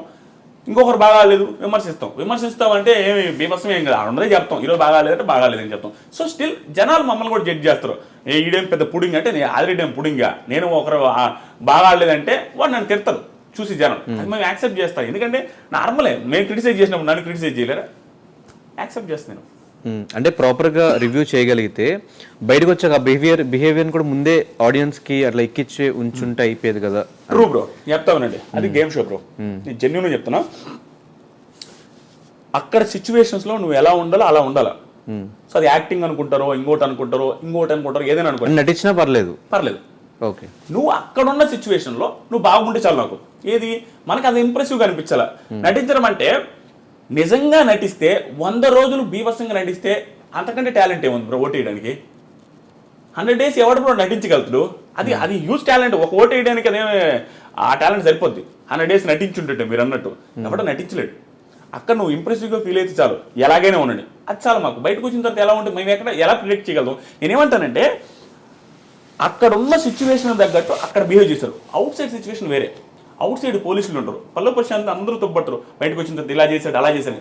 లోపల పోలీసులు లేరు, లోపల క్రౌడ్ లేదు. బయటకు వచ్చిన తర్వాత క్రౌడ్ ఉంది, బయటకు వచ్చిన తర్వాత పోలీసు ఉంది. ఈ సిచ్యువేషన్ అక్కడ లేదు, ఆ సిచ్యువేషన్ ఇక్కడ లేదు. అక్కడ తగ్గట్టు అక్కడ ఉంటారు, ఇక్కడ తగ్గట్టు ఇక్కడ ఉంటారు. ఇదే క్రౌడ్తో ఇదే సిచ్యువేషన్ ఇదే పోలీసుల ముందు పల్లె ప్రశాంత్ బిగ్ బాస్ బిఫోర్ ఎక్కడ మనకు కనపడలే. ఎలా బిహేవ్ చేస్తారో మనకు తెలియదు. సిచ్యువేషన్ బట్టి మనిషి బిహేవ్ చేస్తారు కానీ ప్రతిసారి ఒకే రకంగా ఎవడు బిహేవ్ చేయడు. కానీ ఆ సిచ్యువేషన్ ఒకేసారి కనిపించింది కాబట్టి మనకు తెలియదు అతను ఎలా ఉంటాడు. కాబట్టి మనమేమనుకున్నాము అతను ఇలాగే ఉండాలని ఒక స్టాండర్డ్ పెట్టుకున్నాం అనేది నా ఫీలింగ్. నాకైతే జెన్యూన్ చెప్తున్నా, ప్రశాంత్ ఇలాగే డౌన్ టు ఎర్త్ ఉండాలా, ఇంత నోరు లేయకూడదు, ఇంత ఓవర్ చేయకూడదు అనే ఫీలింగ్ మనం పెట్టుకున్నాం. అంటే హౌస్ లో అలా ఉన్నాడు కాబట్టి మనం బయటకు వచ్చాడు ఆబ్వియస్గా అలా అది అలా పెట్టుకున్నారు బ్రో. అంతేగాని అది తప్పు. ప్రశాంత్ చేసిన మిస్టేక్ అని ప్రశాంత్ కూడా యాక్సెప్ట్ చేస్తారు, శివాజీ గారు చెప్పారు, పోలీసులు చెప్పారు, అది మిస్టేకే. కానీ అత్యుత్సాహంతో జరిగింది తప్పించి ఏదో ఇదే ఆ బిహేవియర్ అయినా ఆ బిహేవియర్తో మాకు సంబంధం లేదు బ్రో. రివ్యూవర్స్కి ఎవరికి సంబంధం లేదు. మాకు బిగ్ బాస్ షోలో ప్రశాంత్ బాగా ఆడాడు, దెర్ ఈస్ నో డౌట్, అందుకే గెలిచాడు. సో ఇదే మీరు స్టార్ట్ చేసిన సీజన్లో రివ్యూస్ చెప్తున్న సీజన్లో కౌశల్ అనే పర్సన్కి అంటే ఒక రివ్యూవర్కి ఎవరికి సపోర్ట్ చేయని ఆదిరెడ్డి కౌశల్ టైంలో కౌశల్ ఆర్మీకి చేయడం, కౌశల్ కోసం 2K రన్ చేయడం, ఇదంతా ఏంటి అంటే అది ఆ టైంలో ఏమైనా పాపులారిటీ కోసం కౌశల్కి అంత పేరుంది కాబట్టి ఏదో మన పేరు కూడా వినిపిస్తుంది అలా ఏమన్నా? అలా ఏం కాదు బ్రో. రివ్యూస్ స్టార్ట్ చేసినప్పటి నుంచి నాకు జెన్యూన్గా ఎప్పుడు చెప్తున్నా, Kaushal one of the best contestants. ఎవరు అవునున్నా కాదన్నా కౌశల్ ముందే చెప్తాను, కౌశల్ గారి ముందే చెప్తాను. మొన్న కూడా అవార్డ్స్ ఫంక్షన్కి వెళ్ళినప్పుడు కూడా నేను ఆయన పేరు చెప్పాను. ఆయన పక్కన ఉన్నాడు, నేను ఆయన పెద్ద మాట్లాడుకునేది లేదు ఇప్పటివరకు. ఆయన ముందు ఏం చెప్పానంటే, కౌశల్ అనే సీజన్ వల్ల నాకు పాపులారిటీ వచ్చింది, నాకు చాలా నేను సెట్ అవ్వడానికి one of the main reasons Kaushal అనే సీజన్, కౌశల్ గారు కూడా అని చెప్పా. ఇప్పటికీ ఆ గ్రాటిట్యూడ్ నాకుంది. నేను ఎప్పుడైనా కూడా కౌశల్ గారి గేమ్ని ఎవడు తప్పట్లేడు. కౌశల్ తోపు కంటెస్టెంట్, అట్లానే గెలిచాడు. కాబట్టి నేను సపోర్ట్ చేస్తాను బ్రో. 85-80% పీపుల్ సపోర్ట్ చేశారు అక్కడ, యునానిమస్గా గెలిచాడు. దాంట్లో నేను సపోర్ట్ చేయకపోతే నేను ఏదైనా అవుతా. ఆయన సపోర్ట్ చేస్తుంది. జనాలు ఒకటి మిస్కన్సెప్షన్లో ఉన్నారు బ్రో. రివ్యూవర్స్ అనేది ఎట్లా అంటే సార్, వ్యూస్ కోసం నువ్వు ప్రశాంత్ని పొగుడుతున్నావు, వ్యూస్ కోసం శివాజీని పొగుడుతున్నావు. వ్యూస్ కోసం పొగుడుతున్నావు అంటే వాళ్ళ మీనింగ్ ఏంటి? శివాజీని పొగిడితే వ్యూస్ వస్తాయని, శివాజీ పేరు పెడితే వ్యూస్ వస్తాయని కదా. శివాజీ పేరు పెడితే వ్యూస్ వస్తాయని అంటే అర్థమైంది శివాజీకి పాజిటివ్ ఉన్నట్టు కదా. శివాజీకి జనాల్లో పాజిటివ్ ఉంటే నాకు ఒకటే నెగిటివ్ అనిపిస్తాడా? అది ఏముంది తప్పు? మెజారిటీ ఆఫ్ పీపుల్ నచ్చుతున్నాయంటే ఉడాలి నచ్చకూడదని ఉందే. నాకు నచ్చుతారు. కానీ రివ్యూవర్ న్యూట్రల్ గా ఉండాలి కదా. అంటే బయటకు వెళ్ళి 2K వాక్ చేయాల్సిన అవసరం కూడా లేదు కదా. న్యూట్రల్ గా వీడియోస్ చేస్తే అయిపోయేది కదా. అది ట్రూ బ్రో. అది ఆ రోజు ఏమైందంటే అది కొంచెం పిల్ల బచ్చే చేస్తాలే, నేను యాక్సెప్ట్ చేస్తా. అది నిబ్బా చేస్తా. 28 years మీకు? నాకు 28. నా కెరీర్ కి నిబ్బా కెరీర్ అది. సో నాకు అంత సీరియస్ ఇది ఏం లేదు. అప్పటికప్పుడే సెట్ అయినా, అప్పుడప్పుడే దానికి డబ్బులు కూడా రాలి అప్పటికి. ఎందుకంటే మానిటైజ్ కూడా అప్పుడే ఛానల్ స్టార్ట్. నేను ఎప్పుడు సీజన్ మధ్యలో స్టార్ట్ చేశా, 70 రోజు 60 రోజు స్టార్ట్ చేసిన ఛానల్ని. అక్కడి నుంచి ఆ 40 రోజులు చేసిన రివ్యూ అంతే. అప్పుడు నిబ్బా కెరీర్లో ఉండి నాకు తెలియక చేశా. స్టిల్ ఆ రోజు ఊపుకి, మీకు తెలుసో తెలీదు, ఆ రోజు ఊపికి ఊడికైనా కూడా బయటకు వెళ్ళి కౌశల్ అంటారా అనే ఊపు ఉండింది ఆ సీజన్. ఆ ఊపులో కలిసిపోయింది తప్ప అంత మించి రివ్యూవర్ చెప్పకూడదు చేయకూడదు అనేసి అంతేం ఆలోచించడం. కానీ బయటకు వచ్చే మీ ఛానల్కి స్ట్రైక్స్ వేసాడు కదా కౌశల్. ఏదో అది మిస్అండర్స్టాండింగ్స్ వచ్చి అట్లా ఇట్లా వేశారు. నేను ఫీల్ అవ్వలేదు. ఆ ఛానల్ ఏం పోలేదులే. ఒక 2 స్ట్రైక్లు ఏం పడ్డాయి, 3వ పర్లేదు. అది వాళ్ళ ఇష్టం. Still I have too much of gratitude for Kaushal అన్న. కానీ ఎప్పుడన్నా రివ్యూవర్స్కి అందరు డబ్బులు ఆఫర్ చేస్తారు, మీరు ఎవరి గురించి పాజిటివ్గా మాట్లాడారంటే వీళ్ళు డబ్బులు ఇచ్చుంటారు, వాళ్ళ గురించి తిట్టారంటే వీళ్ళు డబ్బులు ఇచ్చుంటారు అన్న మాటలను వినిపిస్తుంటాయి కదా. ఎప్పుడన్నా అలాంటి ఆఫర్స్ వచ్చినాయి? ఆఫర్స్ వచ్చాయి. నేను అసలు కేర్ చేయను బ్రో. ఎందుకంటే జెన్యూన్గా నీకు కూడా తెలిసిన బిహేవియర్. నేను అసలు డబ్బులు లెక్కే చేయను. నేనే 10 మందికి ఇస్తుంటాను. నాకు ఒకడు ఇస్తానంటే ఇప్పుడు ఒకడికి ఇగో హట్ అవ్వదు బ్రో. ఒకటి 10 మందికి హెల్ప్ చేసి 10 మందికి డబ్బులు లెక్క చేయనోడు ఒకడు వచ్చి నాకు ఇస్తానని నాకు కాలదా? ఎవరికైనా కాలదే, ఈడే నాకు ఇచ్చేదని. నేను అట్లా చాలా ఒక 2-3 చెప్పింది, నేనే నీకు ఇస్తానన్నది కూడా ఉంది. అంటే కాలద్ది ఈడ అంటే డబ్బులు ఇస్తే అంత చీప్గా కనపడుతున్నాం మనం అని. ఎందుకంటే ఎవరు డబ్బులు ఇస్తే మనం ఎన్ని రోజులను పొగుడుతాం బ్రో. అక్కడ విషయం లేకుండా పొగిడితే నీ ఫ్యూచర్, నీ లైఫ్ ఇది. ఛానల్ ఎత్తేసి పోతావా? మన ఐ డ్రీమ్ ఛానల్లో ఒక డబ్బులు ఇస్తే వాడిని పొగిడితే కూర్చుంటే ఛానల్లో ఏముంటుంది? ఇక అట్లా ఉండదు కదా. ఏదైతే అనిపిస్తుందో అది చెప్తేనే నీ ఫ్యూచర్ ఉంటుంది. ఆడిచ్చే 20,000కి కంటెస్టెంట్కి ఎంత వస్తుంది బ్రో? పాపం వాళ్ళు ఎంత కెరీర్ ఇప్పుడు బిగ్ బాస్కి వెళ్తున్నారంటే కెరీర్ సెట్ గానే వాళ్ళు వెళ్తారు మోస్ట్లీ. అలాంటి వాడు డబ్బులు ఇచ్చి ఎంత ఇచ్చి కొంటాడంతే. ఒకటో ఎపిసోడ్లో పొగుడతాం, 100 ఎపిసోడ్లో పొగడగలుగుతామా? సో కరెక్ట్గా ఏ ఎపిసోడ్లో నెగిటివ్ చేస్తే వాడు అడగడా డబ్బులు తీసుకున్నావు నెగిటివ్ చేస్తామని, వాడికి ఏం సమాధానం చెప్పాలా? అది ఇంపాసిబుల్. ఎవరికి డబ్బులు ఇవ్వరు, ఏ రివ్యూలు డబ్బులు తీసుకొని రివ్యూ చేయరు. కానీ పర్సెప్షన్ వేరు ఉంటుంది. బిగ్ బాస్ షోనే 100 మంది 100 రకాలుగా కనపడుతుంది కాబట్టి ఆదిరెడ్డికి ఒక రకంగా కనపడుతుంది, దిస్ ఈజ్ ఫనీకి ఒక రకంగా కనపడుతుంది కాబట్టి ఒక్కొక్కరు ఒక్కొక్క యాంగిల్ చెప్తారు. అంతకుమించి ఏమి లే. జనాలేమో తిడతారు బ్రో, జనాలకు కూడా వేరే యాంగిల్ కనపడుతుంది కాబట్టి మనం తిడతారు. తిట్టడం అంటే అది క్రిటిసైజ్ చేస్తారు, అది తప్పు ఏం కాదు. కానీ కొంతమంది పర్సనల్గా వెళ్ళి తిడతారు. నన్ను తిట్టడమే కాదు, కంటెస్టెంట్స్ కానీ పర్సనల్గా తిట్టే మూర్ఖులు ఇంక వాళ్ళు సైకోలు అంతే. మొన్న ఏదో కారు అద్దాల బాల్ ఉంటారు చూడండి, ప్రశాంత్ పేరు మీద చెప్పి, అలాంటి సైకోలు ఎలాగైతే ఉంటారో వేరే వాళ్ళ ఫ్యామిలీస్ని తిట్టేటప్పుడు బ్రో, ఒక నేను అమ్మాయిని తిట్టేటప్పుడు అడిగి వాళ్ళ అమ్మ గుర్తొస్తే ఎందుకు తిడతారు బ్రో? నేను ఎవ్వరిని తిట్టాను బ్రో. ఎందుకు తెలుసా? నాకు మా అమ్మ అన్న మా నాన్న అంటే ఇష్టం. ఎందుకు నేను వాడిని అమ్మ నా బూతులు నేను తిట్టానంటే ఆ రిటర్న్ ఖచ్చితంగా మా అమ్మని తిట్టదు. మా అమ్మని నేను తిట్టించుకోవాలి బ్రో. నాకు ఆ ఫీలింగ్ ఉంటుంది, ఆ ఎదలకు ఉండదు. పర్సనల్గా నేను నా లైఫ్లో ఎప్పుడు నేను బ్రో, ఆఫ్ స్క్రీన్ అన్ను, ఆన్ స్క్రీన్ వీడియోలు కూడా అన్నాను. ఎందుకంటే నాకు ఇష్టం ఉండదు బిగ్ బాస్ రివ్యూస్ అయితే. కానీ కారద్దాల గురించి టాపిక్ తీస్తే, ప్రశాంత్ ఇష్యూలో మేము ప్రశాంత్తో ఫైట్ చేసింది, ప్రశాంత్ మాతో ఫైట్ చేసినప్పుడు లాస్ట్లో మీరు ఒక వీడియో పెట్టి ఈ విషయం మీద క్లారిటీ అని చెప్పి ఒక వీడియో పెట్టారు. మాకు నిజంగా అర్థం కాల, ప్రశాంత్కి సపోర్ట్ చేశారా ఇటు మాకు సపోర్ట్ చేస్తున్నారా అనేది క్లారిటీ లేదు. ఒకసారి నాకు ఆ క్లారిటీ ఇచ్చేస్తే ఎవరికి సపోర్ట్, అక్కడ ఎవరికి తప్పు, ఎవరిది తప్పు కాదు, క్లారిటీ ఇచ్చేస్తే నాకు కూడా హ్యాపీగా ఉంటుంది. ఇంటర్వ్యూ చేసి మేము ఎక్కడ చేసాం? మేము తన గేమ్ గురించి మాట్లాడితే తను నెగిటివ్ చేసినట్టు. గేమ్ గురించి మేము ఎక్కడ మాట్లాడలేదు, స్టోరీస్ పెట్టాం, గేమ్ గురించి ఎక్కడ మాట్లాడాలి. మేము చెప్పింది, మేము ఆ రోజు ఫీల్ అయిన విషయం చెప్పాం. ప్రశాంత్ జెన్యున్ గా గేమ్ ఆడాడు, కానీ ఆ రోజు మేము ఫీల్ అయిన విషయం మాత్రమే పెట్టాం. డైరెక్ట్ చెప్తాను, ఫీల్ అయ్యారు అన్నారు కదా, ఆ రోజు వీడియోలో కవర్ చేయలేదు. కానీ యాంకర్ శివబ్రో ఉన్నారు కదా, ఆయన బిగ్ బాస్ కంటెస్టెంట్, ఎంతమందికి ఇచ్చారు ఇంటర్వ్యూలో? ఆయన ఎవరికి ఇవ్వలేదు. మరి ప్రశాంత్ ఎందుకు ఇవ్వలేదు? శివ ఇవ్వకపోయినా అడిగిన వాళ్ళందరికీ ప్రాపర్గా ఆన్సర్ చెప్పాడు. ఇప్పుడు ఇవ్వదలుచుకోలేదు, అగ్రిమెంట్ ఉందని కొంతమంది చెప్పాడు. అబద్ధమైనా అవ్వచ్చు, అగ్రిమెంట్ ఉందండి నేను ఇవ్వలేను అని చెప్పొచ్చు, అలా ఇంకోటి ఏమైనా చెప్పొచ్చు, రేపిస్తే ఎల్లుండిస్తే నెక్స్ట్ వీక్ ఇస్తుందని చెప్పొచ్చు. అంతేగాని మా పొలానికి రా ఇలాంటి మాటలేం శివ మాటలు. ఒకవేళ మాట్లాడే శివది కూడా తప్పే.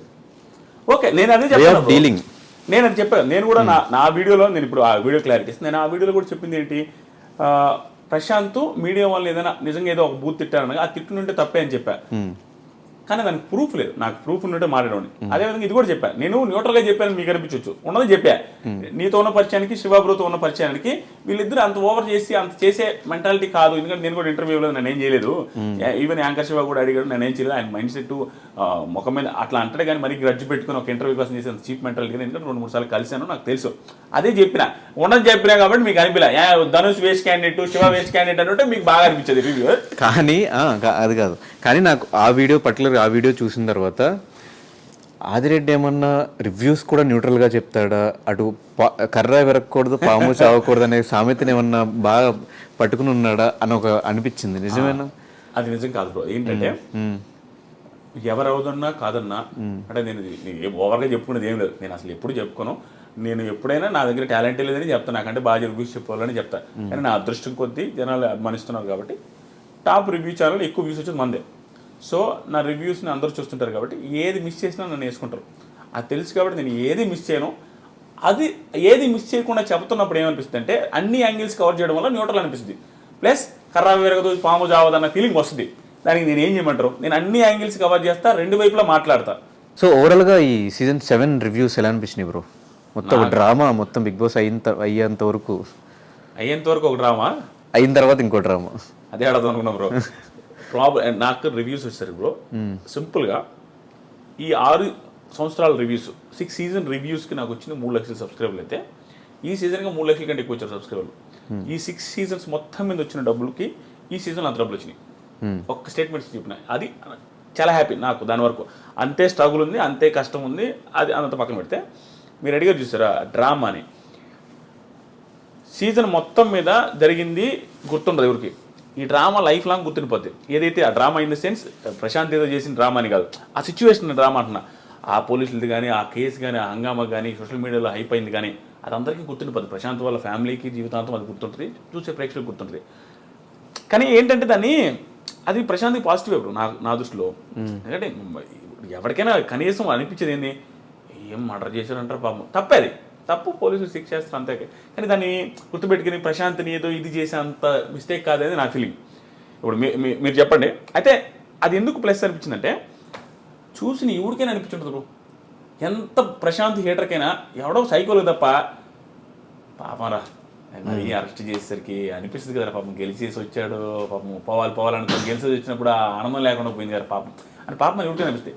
నీకైనా అనిపించుంటుంది, శివకైనా అనిపిస్తుంది. ఈవెన్ వాళ్ళ ఫాదర్ వాళ్ళ మదర్ వీడియోస్ చూసినప్పుడు ఇంటి దగ్గర నుంచి లాక్కొచ్చిన బయటకు పడుకొని ఉంటాడు వాళ్ళ, ఎవరికైనా అనిపిస్తుంది అది అది అంతలా బయటకినా. సో అది అతనికి మంచిదే జరిగింది. అది ఆ డ్రామా ఆ సిచ్యువేషన్స్ అన్ని కూడా అతనికి మంచిదని నా ఫీలింగ్. నేను మాట్లాడినప్పుడు కానీ ప్రశాంత్ నేను మాట్లాడినప్పుడు నాకు అర్థం ఏంటంటే ఇన్నోసెంట్ అబ్బా మనిషి, నిజంగా ఇన్నోసెన్స్ ఇన్ ద సెన్స్ మాట్లాడిన చేత కాదు. ఎందుకంటే ఇప్పుడు ఒక్కొక్కరికి వొకాబులరీ యాడ్ నుంచి వస్తుంది బ్రో, పెరిగిన నేచర్ని బట్టి వస్తుంది. ఎక్కడ పెరిగామో దాని తగ్గట్టు ఆ మాటలు ఆ ఇది వస్తుంది. ప్రశాంత్ పల్లెటూరు నుంచి వచ్చిన పర్సనాలిటీ, పెద్దగా మాటలు రావు, మాట్లాడడమే ఎక్స్ప్రెస్ చేయలేడు. అంతకుమించి మిగతా అంతా ఓకే మనిషి. నేను మాట్లాడిన నాకు అర్థమైంది, ఒకసారి 2 సార్లు మాట్లాడినా బాగానే ఉన్నాడు. ఒక్కొక్క సిచ్యువేషన్ బట్టి కూడా మనిషి ఆ క్రౌడ్ని చూసి అది ఇది ఓవర్ ఎగ్జైట్ అయి ఉంటాడు, అంతకుమించి ఏం లేదు.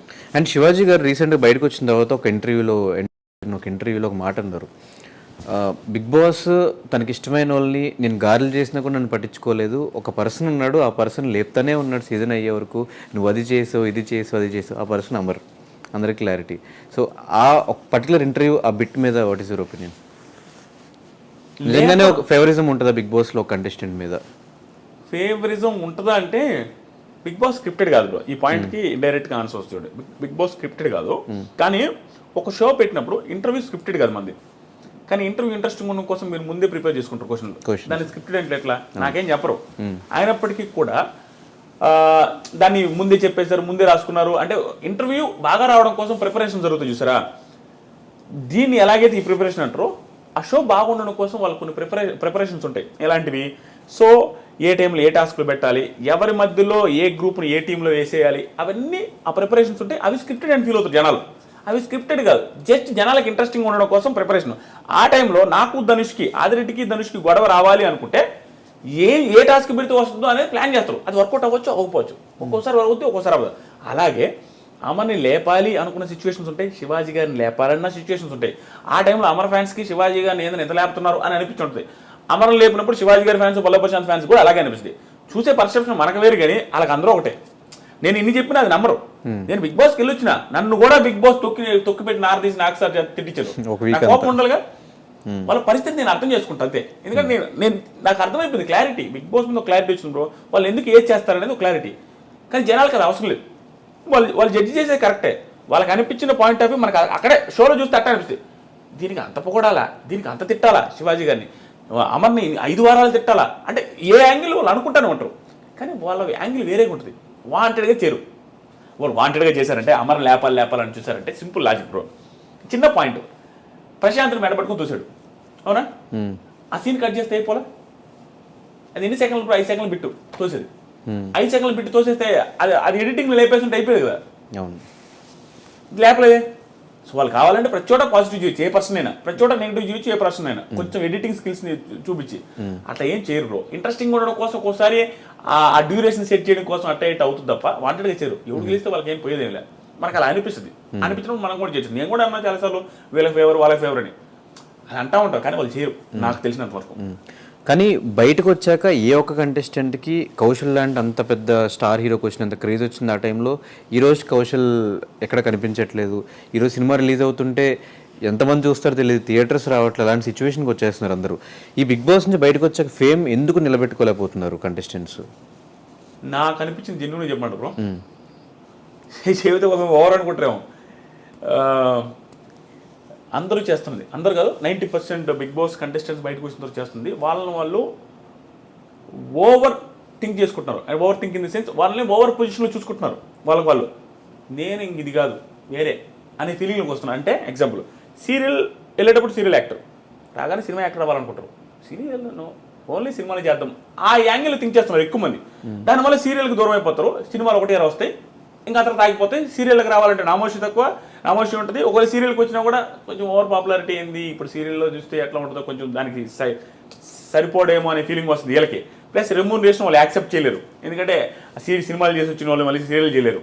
అలా నువ్వు చేసింది నువ్వు ఏదైతే అంతకుముందు చేస్తున్నావో అది చేస్తే నీకు ఓవర్. ఇప్పుడు అమెరికాలో చేస్తే జాబ్ ఎలా ఉంటుంది, ఇండియాలో చేస్తే జాబ్ ఎలా ఉంటుంది. అమెరికాలో 10 లక్షలు వచ్చిన ఒకటే, ఇండియాలో 2 లక్షలు వచ్చిన ఒకటే, 1 లక్ష వచ్చిన ఒకటే. సో ఇక్కడే ఉంటుంది కదా. ఇప్పుడు ఊళ్ళో వాళ్ళు పొగుడుతుంటారు, రెస్పెక్ట్ ఎక్కువ ఉంటుంది. అరే సీరియల్లో యాక్టింగ్ చేసేవాడు వెళ్ళేసి వచ్చి మళ్ళీ సీరియల్ చేస్తే బీభత్సమైన రెస్పెక్ట్ ఉంటుంది. తోపు ఇప్పుడు మానస్ ఏమైంది, టాప్ మానసు ఇప్పుడు భయంకరమైన టాప్ కదా ఇప్పుడు బ్రహ్మముడితో. సో అలా వస్తుంది. కానీ వేరే రకంగా థింక్ చేస్తారు. ఇప్పుడు ఎగ్జాంపుల్కి నా కెరీర్ బాగుందా లేదా, బిగ్ బాస్ ముందు బిగ్ బాస్ తర్వాత ఇంకెక్కువ సంపాదిస్తాను, సబ్స్క్రైబర్లు వచ్చారు, ఇప్పుడు బయటకు వచ్చిన తర్వాత కానీ ఎంత బాగుంది. ఎందుకుంది, నేను వచ్చిన తర్వాత ఏం చేసిన రివ్యూస్, బిగ్ బాస్ రివ్యూస్. అంతకుముందు ఏం చేసిన బిగ్ బాస్ రివ్యూస్, భయపడి రివ్యూస్ చేస్తే తిడతారనో రివ్యూస్ చేస్తే ఏమంటారు అనేది ఏం లేదు. నా కెరీర్ మళ్ళీ అదే చేశా కాబట్టి సక్సెస్ అయినా. సో నాకు అనిపించింది వాళ్ళు ఓవర్గా థింక్ చేసుకుని చాలా మంది ఇది కాదు ఇంకొకటి చేద్దాం అనేసి వెళ్ళిపోయి అది ఏది కాకుండా అవుతున్నారని నాకు అనిపిస్తుంది బ్రో నిజంగా. కానీ సీజన్ 7 బజ్ ఎందుకు చేయనన్నారు మీ దాకా వచ్చినప్పుడు? నా దాకా డైరెక్ట్గా రాలేదు, ఇండైరెక్ట్గా వచ్చింది. ఇండైరెక్ట్గా అంటే నేను ఒప్పుకోననే ఫీలింగ్ వాళ్ళకి ఉండింది. ఎందుకంటే నేను రెస్పెక్ట్తో చెప్తాను, నాకు హ్యూజ్ రెస్పెక్ట్ వాళ్ళు టీం మీద, నేను భయంకరం రెస్పెక్ట్తో మాట్లాడతా వాళ్ళతో అందరితో. ఎందుకంటే అక్కడ నాది తెలిసిందే బ్రో, లాస్ట్ టైం రివ్యూస్ చేయాలి, మళ్ళీ ఈ సంవత్సరం వాళ్ళు రివ్యూస్ చేయొద్దంటారు. బిగ్ బాస్ బజ్ చేస్తే రివ్యూస్ చేయకూడదు. సో 2 సంవత్సరాలు రివ్యూస్ చేయకపోతే మీకు తెలుసు యూట్యూబర్గా ఎత్తిపోతుంది ఛానల్ మొత్తం, ఇంకా ఎంత చేసినా వ్యూస్ రావు. అలాంటప్పుడు అదొకటి. ఇంకొక రీజన్ ఏంటంటే 2 సంవత్సరాలు రివ్యూస్ చేయకపోవడం వల్ల మనకి రివ్యూస్ అంటే ఇష్టం. నేను ఎందాక చెప్పిన వచ్చిన తర్వాత మీరు ఏదైతే చేయాలనుకుంటే అదే చేస్తే సక్సెస్ అవుతావు. నువ్వు ఈ స్థాయి పెరగాలనేసి చూసావు అనుకో, బిగ్ బాస్కి వెళ్ళి వచ్చిన వాళ్ళకి చాలా మందికి అవ్వదు, కొంతమందికి అవుద్ది, చాలా మందికి అవ్వదు. అది కూడా థింక్ చేసుకుని ఏది చేస్తానో అదే చేస్తే లైఫ్ బాగుంటుంది అనేసి అదే చేసుకున్నాం. నేను ఎక్కువ చేయట్లా. దానికి రీజన్ కూడా ఉంది బ్రో, నేను చెప్పేస్తాను అనిపించింది. దానికి రీజన్ ఏంటంటే నేను ఏందా చెప్పినట్టుగా హ్యూజ్ ప్రాబ్లమ్స్ చూసాను నేను. చూడండి ప్రాబ్లమ్స్ కాదు, ఫ్యామిలీ స్ట్రగుల్ అయ్యేది కళ్ళ ముందు నేను చూసా. మొత్తం మా అక్క పెళ్లి కావాలంటే 1.5 లక్ష కోసం చెట్టుగారికి ఒక ఇల్లు అమ్మేసాం మేము. నేషనల్ హైవేలో ఉన్న ఇల్లు అమ్మేసాం 1,75,000కి. పెళ్ళి అవ్వాలంటే ఇల్లు అమ్మాల, నేను చదవాలంటే 1 ఎకరం అమ్మాల, బ్యానీ అమ్మాల. అలాంటి సిచ్యువేషన్ చూసా. ఏది కావాలని ఒకటి అమ్మితే వచ్చింది నాకు. అట్లాంటి సిచ్యువేషన్ చూసిచ్చినండి. ఒక పీక్ ప్రాబ్లమ్ చూసిన పర్సన్, ఫ్యామిలీ బాధ్యతలన్నీ భుజాన్ని వేసుకున్న పర్సన్ ఏం చేస్తాడు బ్రో? వచ్చిన తర్వాత కెరీర్ మీద చాలా ఫోకస్గా ఉంటుంది. ఎందుకంటే నేను మళ్ళీ వెనక్కి వెళ్ళి ఫ్యామిలీని స్ట్రగుల్లో తోయాలని నాకు అసలు లేదు. కాబట్టి ఎక్స్ట్రా చేయకుండా మళ్ళీ రివ్యూస్ చేసుకుందాం. బజ్కి వస్తే మళ్ళీ రివ్యూస్ పోతే ఇంటి దేకపోతే బజ్లో వాళ్ళు అడిగిన క్వశ్చన్ అడుగుతావు, నువ్వు నెగిటివ్ అయితే నీ పర్సెప్షన్ ఉంటే నీ టాలెంట్ మీద నువ్వు ఉంటే అది వేరే ఉండొచ్చు. వేరే వాళ్ళ క్వశ్చన్స్ నువ్వు అడిగితే దానికి నువ్వు జస్టిఫికేషన్ ఇవ్వలేకపోతే నువ్వు నెగిటివ్ వేస్తే నీ కెరీర్ స్పాయిల్ అయితే నీ ఫ్యామిలీ నువ్వు చూస్తాడు. నేను నా ఫ్యామిలీ విషయంలో మాత్రం ఎక్కడ ఆయనకు అడిగాను బ్రో. నేను అనుకుంటే ఆ ఫ్యామిలీని మళ్ళీ ఆ స్థాయికి వెళ్ళకూడదు, నేను మళ్ళీ వెనక్కి వెళ్ళకూడదు. అలాగే కెరీర్ ప్లాన్ చేసుకున్నాం. అది కూడా ఒక రీజన్. ఇంకో రీజన్ కూడా అనిపించింది నాకు, మేబీ బజ్కి తక్కువ డబ్బులు వస్తాయి, రివ్యూస్ చెప్పుకుంటే ఇంకెక్కువ డబ్బులు వస్తాయి. అది కూడా రీజన్. అది మెయిన్ రీజన్ కాదు, డబ్బులు పెద్ద పట్టించుకుందని ఇది అది కూడా మెయిన్ రీజనేలే. ఎందుకంటే ఫ్యామిలీ గురించి అలా ఇచ్చినాను. మళ్ళీ వెనక్కి వెళ్తామేమో లేదు, ఓవర్ యాక్షన్ చేసి మనం సెట్ కాకపోవచ్చు. బజ్జు ఓవర్ యాక్షన్ ఎందుకు చేసుకుని లైఫ్ స్పాయిల్ చేసుకుని నాకు ఆ రోజులు గుర్తు చేసుకుని భయం, బాధ భయం వేస్తుంది బ్రో. ఏంది బ్రో అసలు? నేను చెప్తాను, నేను చెప్తే నాకు ఒకసారి అనిపిస్తుంది, నేను ఫిష్ తిన్ను, ప్రాన్స్ తిన్ను, మటన్ తిన్ను. నాకు తెలియదు, ఎందుకంటే చిన్నప్పుడు తెచ్చేది మా ఇంట్లో, నిజంగా తెచ్చేది. ఫిష్, ప్రాన్స్, మటను మా ఇంట్లో ఎక్కువ తేరు, ఎక్కువగా అసలు తెచ్చినట్టు నాకు అసలు గుర్తులేదు. కాబట్టి నాకు అది అలవాట్లేదు, ఆ టేస్ట్ తెలియదు. కాబట్టి మటన్ స్మెల్ అంటే అమ్మ అది కంపురా అంట. ఎందుకంటే నాకు పడదు. ఎందుకంటే చిన్నప్పుడు తిని అలవాటు అయితే అది మనకు అలవాటు అవుతుంది. ఆ పొజిషన్ నుంచి వచ్చి ఏదైనా మనకి రావాలంటే చాలా కష్టపడి రోజులేదు. కానీ నేనైతే బిల్డప్పే ఆ రోజు ఖర్చు పెట్టేవాడిని ఓవర్గా గాలిగా. కానీ నా దగ్గర మా ఇంటి వాళ్ళ దగ్గర లేదు, పీడించుకొని ఖర్చు పెట్టేది. కానీ ఈరోజు ఆ ప్రాబ్లమ్స్ మళ్ళీ చూడాలంటే భయం. అందుకే చాలా జాగ్రత్తగా ఉంటావు బ్రో, భయంగా ఉంటావు. రెవెన్యూ ఇప్పుడున్న యూట్యూబర్స్ అందరికంటే, రివ్యూస్ ఇచ్చే అందరికంటే మీకే ఎక్కువ రెవెన్యూ వస్తుంది. అండ్ అందరూ మీ రివ్యూస్ ఎక్కువ మంది చూస్తున్నారు మిగతా వాళ్ళతో కంపేర్ చేసి, వ్యూవర్షిప్ పరంగా కానీ మిగతా అంతే. ఇదన్నిటికీ రీజన్ ఏంటి? బిగ్ బాస్కి వెళ్ళి రావడమా? అంతే బ్రో, అది మెయిన్ రీజన్ అయ్యి ఉండొచ్చు. కానీ అంతకుముందు కూడా నాకు ఎక్కువ పోయాయి బాగానే. బిగ్ బాస్కి వెళ్ళి రావడం వల్ల ఫ్యామిలీ ఆడియన్స్ కనెక్ట్ ఇంకొంచెం వస్తున్నాయి. దాంతోపాటు ఏంటంటే బ్రో, నాది నెల్లూరు స్లాంగ్ కొంచెం జనాన్ని కనెక్ట్ చేస్తేమో అనుకుంటా. దాంతోపాటుగా నేను నార్మల్గా మాట్లాడేస్తా బ్రో, ఇంక దానికి స్క్రిప్ట్ అనుకోవడం ఏముండదు. నాకు అనిపించింది మాట్లాడతా. ఒకసారి అయితే కన్ఫ్యూజ్ అయ్యి వెనక్కి వెళ్ళి ముందుకు వచ్చి ఏదైతే చేస్తుంది నేనే, అది మాట్లాడగా చేయను, నాకు తెలియకుండా వచ్చేస్తుంది. ఎందుకంటే సింగిల్ టేక్ వేసేస్తా ఉంటా. మేబీ అది ఆ న్యాచురాలిటీ నచ్చిందేమో. ప్లస్ అన్ని పాయింట్స్ టచ్ చేస్తా, న్యూట్రల్గా చెప్తాను. ఒక్కరినే చెప్పను, ఒకరినే ఇదేం కాకుండా మోస్ట్లీ నేను నాకు తెలిసిన వాళ్ళు పోయినా కూడా నేను పాజిటివ్గా చెప్పాలని నెగిటివ్గా చెప్పాలని ఏముండదు. నాకు అనిపించింది చెప్పేస్తాను జెన్యున్గా. దానికోటి ఫ్యామిలీ ఆడియన్స్ బిగ్ బాస్ వాళ్ళు కనెక్ట్ అయి ఉన్నారు కాబట్టి దేవుడి దేవల్ల బిగ్ బాస్కి వెళ్ళి కూడా నెగిటివ్ కాకుండా వెరీ పాజిటివ్ బయటకు రావడం వల్ల జనాలకి నా క్యారెక్టర్ కూడా నచ్చింది చాలా మందికి బిగ్ బాస్ హౌస్లో. ఎందుకంటే నేను అంతకుముందు ఎవరికి తెలియదు బ్రో, నేను ఎలా ఉంటానో తెలియదు. అక్కడికి వెళ్ళిన తర్వాత ఇంత ఒబీడియంట్గా ఉన్నాడు, ఇంత సైలెంట్గా ఉన్నాడు మనిషి. మనం అనుకున్న దానికంటే రివ్యూస్లో చూసి జడ్జ్ చేస్తాం కానీ మనోడిని అన్నాడు అది ఇదని, మనిషి బాగానే ఉన్నాడు కదా, మంచిగా ఉన్నాడు, బాగా ఆడాడు అనే ఫీలింగ్ ఉంది. అది ఆ పాజిటివ్ కూడా నాకు వర్కౌట్ అయింది. దానివల్ల రివ్యూస్ బీభత్సం. నేను లాస్ట్ టైం కంటే కూడా డబల్ వ్యూస్ అన్నిట్లో అన్ని రకాల డబల్ వచ్చింది. కానీ సీజన్ 5, 4, 3 అండ్ నాన్ స్టాప్ వీటన్నిటికీ మీరు రివ్యూస్ ఇచ్చినప్పుడు మీకు వచ్చిన రెమ్యూనరేషన్ యూట్యూబ్ నుంచి ఎక్కువ, కానీ బిగ్ బాస్ హౌస్కి వెళ్ళి వచ్చినా కూడా బిగ్ బాస్ నుంచి వచ్చిన రెమ్యూనరేషన్ చాలా తక్కువ. అయినా కూడా బిగ్ బాస్కి ఎందుకు వెళ్ళారు? రివ్యూస్ చెప్పుకోవచ్చు కదా అదే ఇయర్ కూడా. ఎందుకంటే మీకు డబ్బులు అంటే చాలా ఇంపార్టెంట్ కాబట్టి రివ్యూస్ చెప్పుకుంటే అయిపోయేది కదా, ఎందుకు బిగ్ బాస్కి వెళ్ళారు? అవును బ్రో, అదేంటంటే ఆ టైం ఎట్లా ఉండిందంటే ఇది చాలా కంట్రవర్షియల్. అంటే ఇప్పుడు ఏమైందంటే ఆ టైంలో వాళ్ళు నన్ను అడిగినప్పుడు మనకి ఎట్లా ఉంటుంది బ్రో, రివ్యూస్ చేస్తున్నాము బిగ్ బాస్కి వెళ్ళాలని ఎవరికైనా ఉంటుంది బ్రో. రివ్యూస్ చేసేవాడు ప్రతి ఒక్కరికి బిగ్ బాస్కి వెళ్ళాలని ఉంటుంది. అది ఇది గెలవాలనే పాయింట్ కంటే అది ఎలా ఉంటుందో చూడాలని ఎక్సైట్మెంట్ అందరికీ ఉంటుంది. కానీ నెగిటివ్ అవుతావేమో, ఇందాక మీరు బజ్కి ఎలా భయపడ్డారు, ఒకవేళ బిగ్ బాస్కి వెళ్ళొచ్చిన తర్వాత నేను రివ్యూస్ చెప్తే ఆ రివ్యూస్ ఎలా తీసుకుంటారు ఆడియన్స్? అరే నువ్వు కూడా వెళ్ళావు కదా హౌస్లోకి. పోసుకున్నా బ్రో, వెళ్ళేటప్పుడు పోసుకున్నా, చాలా రోజులు ఆలోచించా. ఇది వాళ్ళకి వెళ్ళాలనే ఉద్దేశంతో ఇంటర్వ్యూలో నేను వచ్చేస్తాను, నాకు ఏ సంబంధం నేను వచ్చేస్తాను అని చెప్తున్నాను. కానీ ఓ మూలలో భయం, నేను సెలెక్ట్ అవుతున్నాను, సెలెక్ట్ అయ్యానని మెయిల్ వస్తుంది, మెయిల్ వస్తుంది మీరు రెడీ అవ్వచ్చు అని చెప్పినప్పుడు కూడా నో చెబుదామనే ఫీలింగ్ కూడా ఉండింది 50-60%. ఎందుకంటే అవన్నీ ఆలోచుకున్నా. ఒరే ఒకవేళ నేను ఫిజికల్గా స్ట్రాంగ్ కాదు, అలా లోపలికి వెళ్ళిన తర్వాత ఆడినా, కానీ నాకు భయం. ప్లస్ భయంకరమైన ఇంట్రోవర్ట్ నేను. అమ్మాయిలు అంటే అమ్మాయిలు ఫేసే చూడను. నేను అసలు అమ్మాయిలు నాకు ఎదురుకుంటే మనం ఫేస్ చూస్తుంటే వాళ్ళు ఇంకేదైనా తప్పుగా అనుకుంటారేమో అనేది నేను అసలు చూడను. ఇలా అన్నో ఇలా మాట్లాడుతూ ఉంటాను. అలాంటి పర్సన్ నేను అక్కడికి వెళ్ళిన తర్వాత వాళ్ళతో మాడకపోతే ఇంకెట్ట వర్కౌట్ అవుద్దని నాకు తెలుసు. నేను నెగిటివ్ అయిపోతాను, కెరీర్ స్పాయిల్ అవుద్దాను భయపడి. కానీ ఒక మూలలో బిగ్ బాస్ మీద నేను ఇష్టం డామినేట్ చేసేసింది బ్రో. మన వీక్ ఉండి వచ్చినా చాలు, తర్వాత మళ్ళీ రివ్యూస్ ఏదో ఒకటి చేసి నా తప్పులన్నీ ఒప్పేసుకుందాం, నేను నా వల్ల కాదు, నేను ఓన్లీ రివ్యూస్లో పని చేస్తాను, నేను ఆడలేను అని చెప్దాం అనుకున్నాను. నా వల్ల కాదులే, ఏముంది మన చేతుల్లో లేదని. కానీ 1 వీక్ అయినా ఉండేసి వద్దాం అనేసి గట్టిగా అనుకున్నప్పుడు అంటే అదొక సక్సెస్ ఇలా ఫీల్ అయ్యా. ఏమరా రివ్యూస్ చెప్పినాము, మేము బిగ్ బాస్కి వెళ్ళొచ్చాము, మాకు ఊరికే వస్తుంది బిగ్ బాస్ ఛాన్స్ అనే ఫీలింగ్ ఉంటుందా అనే ఫీలింగ్లో ఉన్నా. కానీ ఆ భయం అయితే ఉండింది. కానీ అక్కడికి వెళ్ళిన తర్వాత ఏంటంటే నువ్వు 1 వీక్ ఉంటే బ్రో బిగ్ బాస్ హౌస్లో భయంకరమైన కాన్ఫిడెన్స్ వస్తుంది. తెలియకుండా నేను ఆంజనేయ స్వామి దూరినంత అంటే బలం లేనివాడి కాడ కూడా బలం వస్తుంది. బలపరిచిన తిట్టాడు అట్లా వస్తుంది. ఎందుకంటే అక్కడ కాన్ఫిడెన్స్ వచ్చేస్తుంది మనకి. ఇప్పుడు ఇంకా బాగా ఏదో డౌన్ నుంచి వస్తుంది చూసినా, వాడికి వచ్చే కాన్ఫిడెన్స్ వేరే, ప్రశాంత్ లాగా నాకు వచ్చినట్టుగా. ఏం తెలుసా, ఆడికి అది పెద్ద ఛాన్స్, వాడికి పోయేదిలే ఇంకేమి. 2వ వారానికి వచ్చేసిన పోయేదేలే, 3వ వారానికి వచ్చేసిన పోయేదిలే.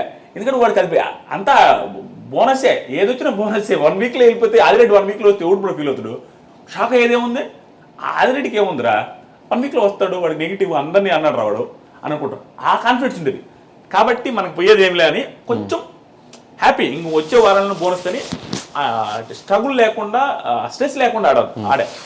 కానీ ఒక రివ్యూవర్గా మీరు హౌస్లోకి వెళ్ళినప్పుడు మీతో పాటు ఉన్న మిగతా రివ్యూవర్స్ అందరూ బయట నుంచి నెగిటివ్ రివ్యూస్ ఇచ్చారు మీ మీద చాలా ఎపిసోడ్స్. సో అవన్నీ మీరు యాక్సెప్ట్ చేస్తారా? యాక్సెప్ట్ చేయను, నేను యాక్సెప్ట్ చేయను. అలాగే ప్రతి కంటెస్టెంట్ కూడా వచ్చిన తర్వాత యాక్సెప్ట్ చేయను, నేను చేయను. అలాగే ప్రతి కంటెస్టెంట్ కూడా వచ్చిన తర్వాత ఏం చేస్తారు తెలుసా, ఆ రివ్యూవర్ ఈ రివ్యూవర్ అట్లా చేశారంటారు. నేను ఆ పాయింట్ కాదు, నా పర్సెప్షన్ వేరే అంటాడు. నిజం, అది నా పర్సెప్షన్ నిజంగానే వేరే. అక్కడికి వెళ్ళి ఏ కంటెస్టెంట్ తప్పు చేయడు బ్రో, ప్రతి దానికి జస్టిఫికేషన్ వాళ్ళ దగ్గర ఉంటుంది. కానీ అవన్నీ రివ్యూవర్కి అనవసరం. అలాగే నేను రివ్యూస్ చేసేటప్పుడు కూడా అంతే. అలాగే నన్ను అనేటప్పుడు రివ్యూవర్ సిస్టమ్ కూడా అదే. ఏం తప్పు పట్టను. నిజంగా నాకు ఎవరైతే నెగిటివ్ చెప్పారో, ఎవరైతే నెగిటివ్ అన్నారో వాళ్ళ ఒపీనియన్ చెప్పారో నేను రెస్పెక్ట్ చేస్తాను. ఎందుకంటే నేను అదే చెప్పింది అందరూ మీద. సో ఆ కంటెస్టెంట్స్కి మాత్రం నిజంగా అలా అనిపిస్తుంది. నేను కంటెస్టెంట్కి ఏమనుకుంటా, ఆ పాయింట్లో నెగిటివ్ చేశారా వీళ్ళు, ఆ పాయింట్లో నేను అందుకు కదా, ఆ రీజన్ వేరే ఉంది కదా, దానివల్ల కదా నేను ఆ రోజు అట్లా చేసింది అని నాకు జస్టిఫికేషన్ ఉంటుంది. కానీ అది వాళ్ళకి అనవసరం. చూసిందే చెప్తారు, చూసింది చెప్పడంలో తప్పేం లేదు. నేను ఏదైనా తప్పు పట్టను, వాళ్ళు మాట్లాడే చేశారని అన్నాను. బిగ్ బాస్కి వెళ్ళొచ్చిన తర్వాత ఒకప్పుడు నేను కొన్ని రివ్యూస్ తప్పుగా చెప్పానేమో అన్న ఫీలింగ్ వచ్చిందా? వచ్చింది బ్రో. ఎందుకంటే వచ్చింది కానీ దానికి ఏం చేయలేము బ్రో, వాళ్ళు చూపించింది చెప్పాలా. ఎక్కడొచ్చింది చెప్పమంటా, యాంకర్ రవి ఉన్నారు చూసారా. నెక్స్ట్ క్వశ్చన్ అదే. యాంకర్ రవి కేసు పెట్టాడు మీ మీద, రివ్యూవర్స్ అందరి మీద పెట్టాడు, కానీ మీరు ఒక్కళ్ళు ఎందుకు సారీ చెప్పారు? అంటే యాంకర్ రవి అంటే భయపడ్డారా కేసు పెట్టిన వెంటనే? భయం ఏం కాదు బ్రో. ఎట్లా ఉంటుంది అంటే, నేను ఇందాక చెప్పిందే, ప్రతి ఒక్కటి ఫ్యామిలీ రిలేటెడ్ ఉంటుంది నా ఆలోచనలని. మా వైఫ్ కూడా ఫీల్ అయింది సారీ చెప్పినందుకు. ఎందుకు సారీ చెప్పడాలో నువ్వేం తప్పు చేయలేదు కదా. అంటే వైఫ్ ఉంటుంది కదా బ్రో, మనం తక్కువ చేసుకొని మనం దిగి చెప్పాలంటే వాళ్ళ ఫీలింగ్ ఉంటుంది. నేనేమంటానంటే మన ఫ్యామిలీ ఉంది బ్రో, ఫ్యామిలీని ఎందుకు బాధ పెట్టాలా అంటే పోయేదేముంది సారీ చెప్తే. దట్టు నేను ఫ్యామిలీకి ఎంత గౌరవిస్తానో అలాగే ఆ పర్సన్ నాకు రవీంద్ర కానీ వాళ్ళ వైఫ్ ఆవిడ మేడం కానీ చేసినప్పుడు ఏమన్నారు, మా ఇంటి వాళ్ళు బాధపడ్డారు మీరు కొన్ని మాటలకి అన్నారు. నేను ఏమనిందేమిలే, బాధపడేంత మాట కానీ వాళ్ళు బాధపడ్డప్పుడు మనం సారీ చెప్తే అన్న సారీ అన్న అంత హట్ అయ్యారా మీరు అని అట్లా చెప్పా. తర్వాత స్టోరీ పెడితే బాగుంటుంది, మనం ఎండ్ చేద్దామంటే స్టోరీ పెట్టా. అంతకుమించి భయము గీమని కాదు, ఇక్కడతో ఎండ్ చేద్దాం, ఎందుకు ఫ్యామిలీ స్ట్రగుల్ అవ్వడం అనే ఫీలింగ్తో ఎండ్ చేశా. కానీ బిగ్ బాస్కి వెళ్ళేసి వచ్చిన తర్వాత యాంకర్ రవి ఉన్నారు చూసారా, ఆయన పర్సెప్షన్ నాకు అర్థమైంది. ఇప్పుడు సారీ ఫీల్ అయ్యాం, వెళ్ళి వచ్చిన తర్వాత నేను మనసులో సారీ ఫీల్ అయ్యా. ఆయనతో డైరెక్ట్గా ఎప్పుడు చెప్పలే, కానీ నేనేం తప్పు చేసింది ఏం లే రివ్యూస్లో. కానీ నాకు తెలియదు ఏం జరిగిందంటే, చిన్నది బ్రో, కొంచెం లెంత్ అయినా జనాలకు అర్థమైంది ఇది. అక్కడ ఏమైందంటే ఆ రోజు ఇష్యూ యాంకర్ రవి వాళ్ళ ఇష్యూ ఏమైందంటే, ఆయనది ఒక టాస్క్లో టీషర్ట్లు వేసుకొని సన్నీ, యాంకర్ రవి, మానసు వీళ్ళు టీషర్ట్లు వేసుకుంటా ఉండాలి స్విమ్మింగ్ పూల్కి. ఆ టాస్క్లో రవి యాంకర్ రవి అన్న సంచాలకు ఆయనకి లోపల ఏదో చెప్పాడంట బిగ్ బాస్ రూలు మార్చి, అది మనకు టెలికాస్ట్ చేయలే. అది మనకు రివ్యూవర్స్ రవి కావాలని సన్నీని ఓడించాలని ఇటు చేశాడు, కన్నింగ్ చేశారు అట్ట ఇట్ అనేసి రివ్యూస్ నెగిటివ్ చేసాం. కానీ ఆయనకి బాధ అనిపించింది ఎక్కడ తెలుసా, ఆయనకి రియాలిటీ తెలుసు లోపల ఏం జరిగిందో. ఈ నాయలకి ఏం తెలుసు అని లోపల అంత జరిగితే వీళ్ళు అంత మాట అంటారు నన్ను అనేసి ఆయన హట్ అయ్యిండు, అందుకు కేసు పెట్టాడు main one of the reasons. కానీ మాకు కాలింది, మేము ఆడు చూపించింది కదా చెప్పినమని. కానీ నేను వెళ్ళిన తర్వాత నాకు అర్థమైంది అంటే, నిజంగానే బిగ్ బాస్ లోపలికి పిలిచినప్పుడు టాస్క్ ఎక్స్ప్లెయిన్ చేసేటప్పుడు అది రెడ్డి అర్థమైందా అనగానే బిగ్ బాస్ ఇది అర్థం కలదాం అనుకోండి, ఆ కంటైనర్లో నీళ్ళు నింపిన తర్వాత ఇలా చేయాలని ఏదో చెప్తారు ఎక్స్ట్రాది, అది మనం చూపిరు. మీకు అర్థమైంది నా పాయింట్, నువ్వు అడిగితే ఏదో చెప్తారైనా రిజల్యూషన్ చెప్తున్నా ఇట్లా చేయాలి అది చేయని, అది మనం చూపిరు. అప్పుడు 1 hour ఉండింది, 24/7 కూడా చూపిరు, కొన్ని 24/7 అసలు కన్ఫెషన్ అవుతుంది చూపిరు. అప్పుడు మనం ఏం చేస్తుంది తెలుసా, నెగిటివ్ అనుకుంటారు. అది నాకు అక్కడికి అర్థమైంది. యాంకర్ రవి బ్రో కూడా బయటకు వచ్చిన తర్వాత చెప్పాడు, నాకు వేరే చెప్పారా అక్కడ కన్ఫెషన్లో వీళ్ళకి అది తెలియదని. అప్పుడు అనిపించింది ఓహో నిజమే మనకి చెప్పినట్టే, అక్కడ హౌస్లో అనిపించింది నిజమే కదా, ఆయనకు కూడా ఆ రోజు ఈ రూల్స్ అని చెప్పుంటాడేమో, ఆయన చెప్పి నిజంగానే చెప్పుంటారేమో, మనం తప్పుగా అనుకుంటామని. తప్పదు కదా, మనం చూసే చెప్తాం. బట్ ఎవరి యాంగిల్ వాళ్ళది బ్రో, వాళ్ళకి అలా బాధపడడం తప్పలేదు, మనం ఇక్కడ చెప్పింది కూడా తప్పలేదు, జరిగిపోతూ ఉంటాయి. ఆదిరెడ్డికి పొలిటికల్ సపోర్ట్ ఉందా?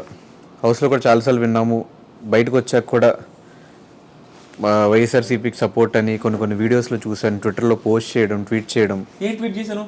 Happy birthday YS Jaganmohan Reddy గారు అని. అమ్మ నువ్వు కూడా పడుకున్నావు బ్రో, ఎంత కామెడీ అంటే రెడ్డి ఏమన్నా అదేమన్నా అదే బ్రో కావద్దు. నాకు ఏముందంటే జనాలు కొంతమంది చూస్తే ఎంత ఆశ్చర్యంగా అనిపిస్తుంది తెలుసా, అంటే ఒకరికి ఒక అంటే ఆ రైట్ కూడా ఉంటుందా, ఒకటి విష్ చేయకూడదా, ముఖ్యమంత్రికి విష్ చేయకూడదా? స్టన్ అవుతావు. నీకు నేను స్క్రీన్ షాట్ పంపిస్తా, నువ్వు స్క్రీన్ మీద వేయాల. చంద్రబాబు నాయుడు గారు ఉన్నారు కదా, ఆయన ప్రతిపక్షంలో ఉన్నప్పుడు చంద్రబాబు గారికి నేను హ్యాపీ బర్త్డే సార్ అని పెట్టా. ప్రతిపక్షంలో ఉన్నారు, ఆయన అధికార పక్షంలో కూడా లేరు. మొన్నే లాస్ట్ ఇయర్ అనుకుంటా, సార్ హ్యాపీ బర్త్డే సార్ అని పెడితే చంద్రబాబు నాయుడు గారు నాకు రిప్లై ఇచ్చారు బ్లూటిక్ ఉండడం వల్ల. నా అదృష్టం కొద్దీ నేను మా ఊర్లో ఏనాడు పేపర్లు కూడా వేశారు, మా విలేకరులు చేసి అమ్మ నీకు చంద్రబాబు గారు ఇచ్చారని. టీడీపీ కూడా ఫోన్ చేశారు, మా పెద్ద ఆయన మీకు ఇచ్చారని. టీడీపీకి ట్వీట్ వేసినప్పుడు చంద్రబాబు గారికి జగన్కి సీఎం అయితే చేయమా బ్రో, జగన్ గారికి ఏమా. నాకు మొన్న జగన్ గారు హ్యాపీ బర్త్డే సార్ అని పెట్టా, పెడితే కింద నువ్వు కులపిచ్చిరా, నువ్వు వైసీపీ రాడరా. నేను అప్పుడు వెంటనే ఒరే చంద్రబాబు గారికి కూడా చెప్పినారు, ఆయన రిప్లై కూడా ఇచ్చారా అలాంటి వాళ్ళకి రిప్లై ఏడిస్తాం, ఆ స్క్రీన్ షాట్ పెడదాం అనుకున్నా. ఇంక వదిలేసిన, ఇంక ఎక్స్ప్లెయిన్ చేసిన ఎందుకు బ్రో నీకు ఆ స్క్రీన్ షాట్ పంపిస్తే వేయండి. సో బేసిక్గా వాళ్ళు అనుకోవడంలో కూడా తప్పలేదు, ఎందుకంటే మీకు కూడా ఆయన అంటే చాలా ప్రేమ ఉంది అని చెప్పి నాకు అనిపించింది. ఎందుకంటే ఆయన ఫ్యామిలీ అంటే మీరు ఎప్పుడు రెస్పెక్ట్గా చూస్తారు. లాస్ట్ టైం ఎప్పుడో ఒక పోస్ట్ చూసారు బ్రో, రాజశేఖర రెడ్డి గారి గురించి ఒక పెద్ద ట్వీట్ చేశారు మీరు. ఆ ట్వీట్ చేసిన తర్వాత నాకు అనిపించింది ఎందుకు లేబురా పొలిటికల్ అన్ని తొక్కుతా ఉంటుంది, ఆ పొలిటిక్స్ మీద వాటి జోలికి పోదలుచుకోవట్లే. అంటే కొన్ని ట్వీట్స్ మీరు చేస్తున్నారు కాబట్టి చెప్తాం బ్రో, దాని గురించి వచ్చేద్దాం బ్రో. అదేంటంటే దానికి ఒకటే రీజన్ బ్రో, నేను భయంకరంగా గ్రాటిట్యూడ్ చూపిస్తాను మనిషికి. నాకు ఇంత హెల్ప్ చేస్తే ఇక్కడ పెట్టేసుకుంటాను, నేను అంత గ్రాటిట్యూడ్ హార్ట్ఫుల్గా ఉంటాను.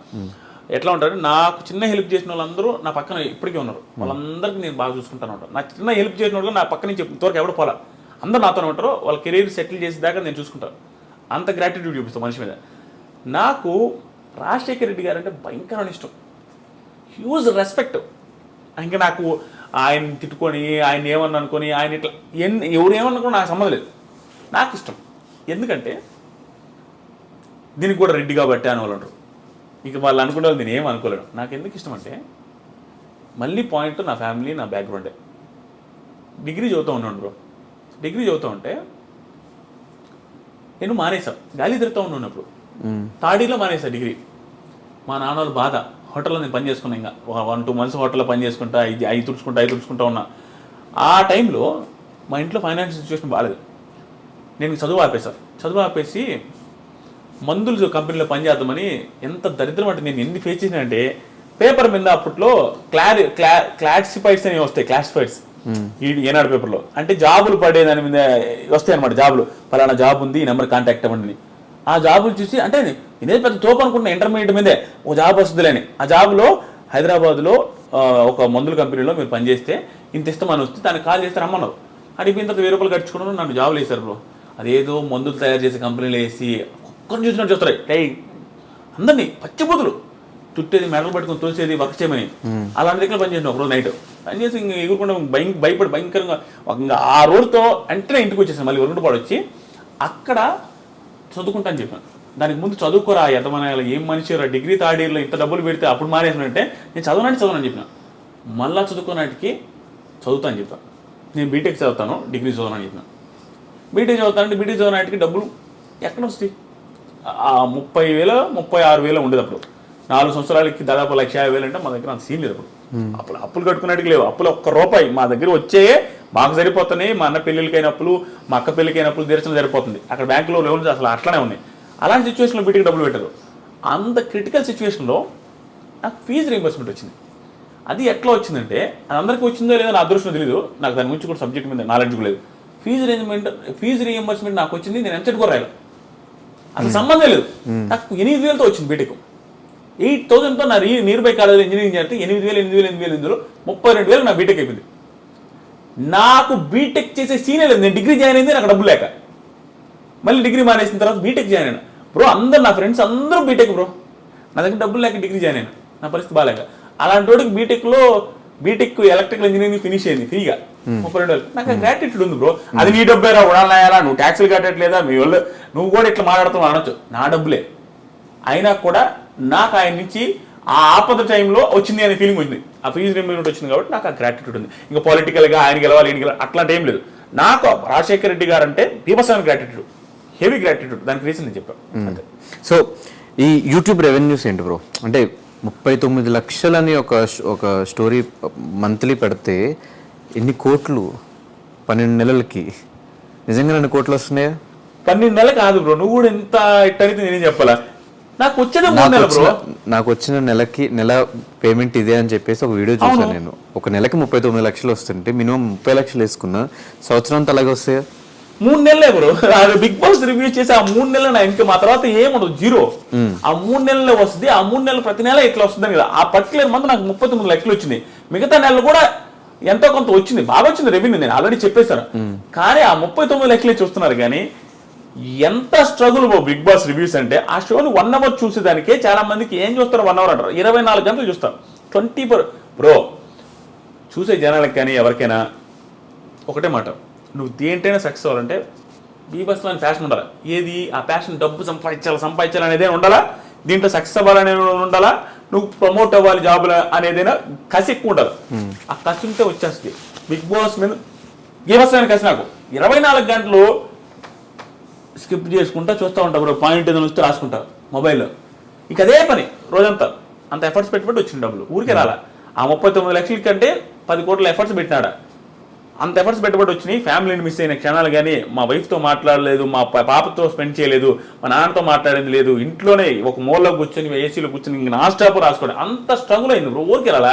ఎంతమంది బిగ్ బాస్ రివ్యూస్ చెప్పే వాళ్ళకు ఉన్నంత నెగిటివిటీ ఎవరికి ఉండదు. నువ్వు ఏమీ చేయని పుణ్యానికి నేను అంటావు, నువ్వు జస్ట్ నీ ఒపీనియన్ చెప్పవు. అసలు ఒపీనియన్ చెప్పడం అనేది ఎవరికైనా రైట్ ఉంది. నువ్వు ఒపీనియన్ చెబితే నేను చెప్తారు.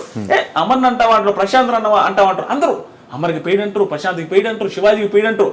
ఒరే నాయన నాకు ఇంత డబ్బులు వచ్చిందని 39 లక్షలు వచ్చిందన్నా కూడా నన్ను పెయిడ్ అంటారు. అయితే 39 వస్తే ఎక్స్ట్రా వస్తే తీసుకో అని. ఒరే నాయన ఎక్స్ట్రా వస్తే ఎట్లా తీసుకుంటావు? ఇంత డబ్బులు వచ్చినప్పుడు 5,000 10,000కి కూడా ఆశపడతాడా? నేను ఇంకొక ఎక్స్ట్రా వీడియో చేసుకుంటే ఇంకా మళ్ళీ డబ్బులు వస్తాయి. సో అంత స్ట్రగుల్ ఉంటాయి బ్రో బిగ్ బాస్.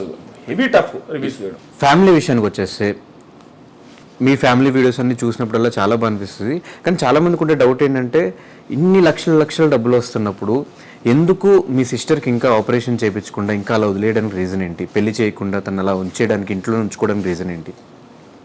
ఇప్పుడు చాలా మందికి ఆ క్వశ్చన్ ఉంది బ్రో. చాలా మంది అడుగుతూ ఉంటారు. నా రివ్యూస్ కవిత నగర్ వ్లాగ్స్ మా ఫ్యామిలీ వ్లాగ్స్ చూసే వాళ్ళకి కొంతమందికి అర్థం ఉండొచ్చు అని చాలా మందికి అదే ఏంటి ఇంత వస్తుందని చెప్పాడు, ఇంత సక్సెస్ అవుతున్నాడు, చెల్లెలకి ఎందుకు ఐస్కి బ్లైండ్నెస్ పోవడం కోసం ఆపరేషన్ చేయించలేదని. అది అవ్వదు బ్రో. చూపించాం, మాకు స్తోమత లేనప్పుడు కూడా చూద్దాంలే వస్తుందేమనేసి నెల్లూరు హాస్పిటల్ తిరిగాము, ఒంగోలు తిరిగాము, అట్లా తిరిగి చూపించినప్పుడు ఏంటంటే అక్కడ డాక్టర్లు చెప్పింది ఏంటంటే నర్వ్స్ చిన్నవి మా చెల్లెలకి, కళ్ళు ప్రాబ్లం కాదు, కళ్ళకు వచ్చిన నెర్వ్స్ చిన్నవి, ఆ నరాలు చిన్నవి అవడం వల్ల నువ్వు ఐ మార్చి నా అయ్యో నీ అయ్యో ఎవరు చేసినా ఆ ఐకి ఉండే నర్వ్స్ అక్కడ లేవు. ఇప్పుడున్న మా చెల్లెలకు ఉన్నది, మా చెల్లెలు బ్లైండ్ ఎట్లా అంటే చిన్న ఐస్ బ్రో, ఇంతే ఉంటాయి. నువ్వు ఎంత ఆ పిల్ల ఇంత తెరిచినా కూడా ఇంత తెరిచినట్టు ఉంటుంది, చాలా చిన్నవి. దానివల్ల ఏంటంటే ఆ నర్వ్స్ అట్లానే వచ్చినాయి. ఇప్పుడు పెద్దవి మారిస్తే నువ్వు దగ్గర కోట్లోనేనో లక్షలోనేనో నువ్వు బిల్డప్కి మార్చావనుకో, ఉన్న ఐసైట్ 5% ఉంటుంది. మా చెల్లెలకి ఒక కన్ను ఇలా పెట్టుకుంటే కనపడదు బ్రో, ఇక్కడ వరకే. ప్లస్ ఇంత క్లోజ్గా ఉంటే కనిపిస్తుంది. ఒక కన్ను 0, ఇంకొక కన్ను 5% కనపడుతుంది. ఇట్లా పెట్టుకుంటే కనపడుద్ది. అది కూడా కనపడద్దు అని చెప్పి ఇంట్లో ఈ విల్లాకి వస్తే మొత్తం ఒక 10 నిమిషాలు అటు ఇటు తిరిగిందంటే ఇంక నువ్వు ఏది దమ్మన తెచ్చేస్తుంది. కనపడి కాదు, అంచనాతో తెచ్చేస్తుంది. నువ్వు మధ్యలో అటు పోయినప్పుడు ఏదైనా అడ్డం పెట్టు తన్నేస్తుంది, పాప ఉన్నా తొక్కేస్తుంది. కానీ చాలా జాగ్రత్తగా పాప గజ్జలేసాం, ఎందుకంటే పాప ఉన్నదని తెలియాలని అన్ని తీసుకుంటా ఉన్నాం. కానీ ఆపరేషన్ చేయించడానికి పాసిబిలిటీ లేదు బ్రో. ఇంకా జీవితాంతం అలాగే ఉంటుంది. ఈవెన్ ఐసైట్ తగ్గుతూ ఉంటుంది ఆ ఉన్న 5% కూడా. చాలా మందికి డౌట్ ఏంటంటే వంట చేస్తుంది కదా కనిపిస్తుందేమో, కనిపించి కూడా వీళ్ళు యాక్టింగ్ చేస్తున్నారు అనుకోవడం. జెన్యూన్గా దగ్గర నుంచి చూస్తే గీతు కూడా వచ్చింది కదా మా ఇంటికి, ఎవరికైనా అర్థమైపోద్ది. కళ్ళ ముందు చూస్తే మాత్రం ఆ పిల్ల కనిపించేంత కాన్ఫిడెంట్గా ఉంటుంది తప్ప కనపడదు. జస్ట్ వెరీ లైట్గా కనపడుద్ది, అది ఒక్కొక్కసారి అసలు కనపడదు. బయటికి వెళ్ళిన ప్రతిసారి నేను కవితను పట్టుకొని ఉంటుంది.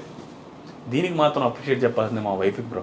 నేను ఏందాక చెప్పిన స్టోరీ ఏదైతే ఉందో 30 సంవత్సరాల పోయి 30 years టైంకి పెళ్లి కాని పొజిషన్ నుండి ఇంట్లో బ్లైండ్ పర్సన్ పెట్టుకున్న పర్సన్కి ఎంత బాధ ఉంటుందో ఆ పెళ్లి చేసుకునే అమ్మాయి నుంచి కూడా ప్రెసెన్స్ అంతే ఉంటుంది.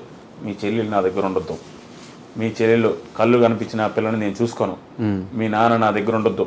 ఇవే కదా ఎవరైనా పెట్టేది. ఈ రోజుల్లో 90% 95% లేడీస్ పెళ్లి చేసుకునే ముందు నేను నీతో ఉండాలా, మన ఇద్దరం హ్యాపీగా ఉండాలా, ఆ పిల్ల ఈ పిల్ల ఉండాలని పెళ్ళే చేసుకోరు. కానీ కవిత మా నాగలక్ష్మి ఉండి కూడా పెళ్లి చేసుకోవడం, ఇప్పుడు బయటకు వస్తే నేను చేతులు పట్టుకుని మా చెల్లెల్ని కనపడదు కాబట్టి తీసుకెళ్లే క్షణాలు ఎలాగైతే ఉంటాయో మా కవిత కూడా అట్లానే పట్టుకోలేదు. ఇది వెరీ రేర్ బ్రో. రాసిస్తా ఇలాంటి బాండింగ్. మా కవిత లాంటి పర్సన్ MSc మ్యాథమెటిక్స్ అయింది, ఇంత పొగరు కానీ ఇంత ఓవర్ యాక్షన్ కానీ అసలు ఏముండదు. మా చెల్లెల్ని బంగారంగా చూసుకుంటుంది. బంగారం అంటే నువ్వు తినకపోయినా కూడా తీరుస్తుంది, ఏదైనా ఆలోచన తినకుండా అంటది, అంత ప్రేమ చూసుకుంటుంది. చేతులు పట్టుకుని వెళ్ళద్ది, ఎంత నామోషి ఫీల్ అవ్వదు. గుడికి వెళ్తున్నా కూడా పట్టుకొని ప్రదక్షిణలు చేస్తున్నా తిప్పి చూపిస్తుంది. శారీ కట్టేటప్పుడు ఆ పిల్లకి అర్థం కాకపోతే ఈ దాంట్లో ఇష్టం ఏదండ వేయాలా ఏది వేయాలనేది చూసి వేస్తుంది. 1-2 సార్లు తీసేస్తుంది. చీర ఏదైనా ఉన్న ఐరన్ చేయమన్నా కూడా కొంచెం ముడతలు పెడితే చూసి చేస్తుంది. ప్రతి ఒక్కడే బ్రో ఆడపిల్లల ప్రాబ్లం ఉంటుంది చూస్తారా, ఆ ప్రాబ్లమ్స్ అన్నీ కూడా దగ్గర నుండి చూసుకుంటుంది. ఆ పిల్ల నాకు ఆశ్చర్యం అనిపిస్తుంది. నా అదృష్టం బ్రో నిజంగా. లేకుండా ఉంటే ఎన్ని స్ట్రగుల్ వస్తాయి అంటే, నాకు ఫ్యామిలీ అంటే పిచ్చి బ్రో. మా నాన్న మా చెల్లెన్న ఇష్టం. అలాంటిది అర్థం చేసుకుని పిల్లం వచ్చింటే నేను ఎన్ని లక్షలు సంపాదించిన లైఫ్లో హ్యాపీనెస్ ఉండదు. ఏముంటుంది, నీ చెల్లెలు నాకు ఆడొద్దు, మీ నాన్న నాకు ఆడొద్దు అంటే నేను ఏం చేయగలను, నాకు హ్యాపీనెస్ ఉండదు. ఎందుకంటే నాకు ఫ్యామిలీ అంటే ఇష్టం. నేను వదలలేను బ్రో. కొంతమంది ఎదవలు మూర్ఖులు, నేను పాయింట్ వచ్చింది కూడా చెప్తా, ఎలా బ్రో పేరెంట్స్ వదిలేస్తారు? ఎలా బ్రో? ఎంత ఎదవలైనా చూసుకోవాలి కదా బ్రో. నిన్ను కని నీ వచ్చెత్తి పోసి నీ పెంట గడిగి ఇంత చేసి నీకు ఏది కావాలంటే తెచ్చి ఎవడికి ఉండిపోయి సాకిన వాళ్ళు చాలా తక్కువ. లేకపోయినా సాగితే నువ్వు టైంకి వచ్చేసరికి నువ్వు కూడు పెట్టడానికి బాధపడితే ఎట్లా బ్రో? నువ్వు ఎదిగి నీ ఒక సిచ్యువేషన్కి వచ్చేసరికి మీ అమ్మ మీ నాన్న గట్టిగా 10 సంవత్సరాలు బతికేది చాలా మంది. ఆ 10 years చూడలేవా? 30 సంవత్సరాలు నువ్వు ఎన్ని ఎదవ చేష్టలు చేసుంటావు, అన్నీ చూసారు, నువ్వు చూడలేవా? అలాంటిది ఎట్లా వదిలేస్తారు? నాకు ఆశ్చర్యం అనిపిస్తుంది. నాకు మాత్రం బ్రో ఇంట్లో వాళ్ళు అంటే బీభత్సం ఇష్టం. నేను తిడతా మా ఇంట్లోనే, మా చెల్లిని తిడుతుంటా, మా చెల్లితో క్లోజుకుంటా, మా నాన్న అరుస్తుంటా ఏదైనా తప్పు చేస్తే. కానీ నాకు బీభత్సం ఇష్టం. అంటే వాళ్ళ గురించి ఆలోచిస్తే ఎక్కువ. కానీ ఎప్పుడు మీ ఫ్యామిలీలో మీరు మీ సిస్టర్ మీ ఇద్దరే కనిపిస్తారు కానీ మీకు ఒక బ్రదర్ ఉన్నాడు, ఆయన ఎక్కడ మీరు ఆన్ స్క్రీన్ చూపించకపోవడానికి, ఎక్కడ చెప్పకపోవడం రీజన్ ఏంటి? రీజన్ ఏం లేదు బ్రో, ఈ మధ్య కనపడదు, ఈ మధ్య చూపించం కూడా కనపడతా ఉంటాడు. మనం కూడా అయ్యప్ప సొమ్మాలేసి తెలిసాం. ఏంటంటే ఆయన విలేకరు, పల్లెటూరులో ఉంటాడు. మా అన్న మా ఊర్లోనే, ఓన్ ఊర్లోనే మా పొలాలంతా వ్యవసాయం చేసుకుంటా ఉంటాడు. జర్నలిస్ట్. సో అక్కడ ఉండిపోతాడు తప్ప దానివల్ల ఏం రిలేషన్ బ్యాడ్ ఏం లేదు. మాకు దేవుడు దయ వల్ల బ్రో, చెప్తాను కదా టైం అని, ఆ టైం వచ్చేసరికి మా అన్న హ్యాపీగా ఉండు, మా అక్క హ్యాపీగా ఉండు, నేను హ్యాపీగా ఉన్నా. మా అక్క బేల్దారి మేస్త్రికి ఇచ్చి పెళ్లి చేసాం.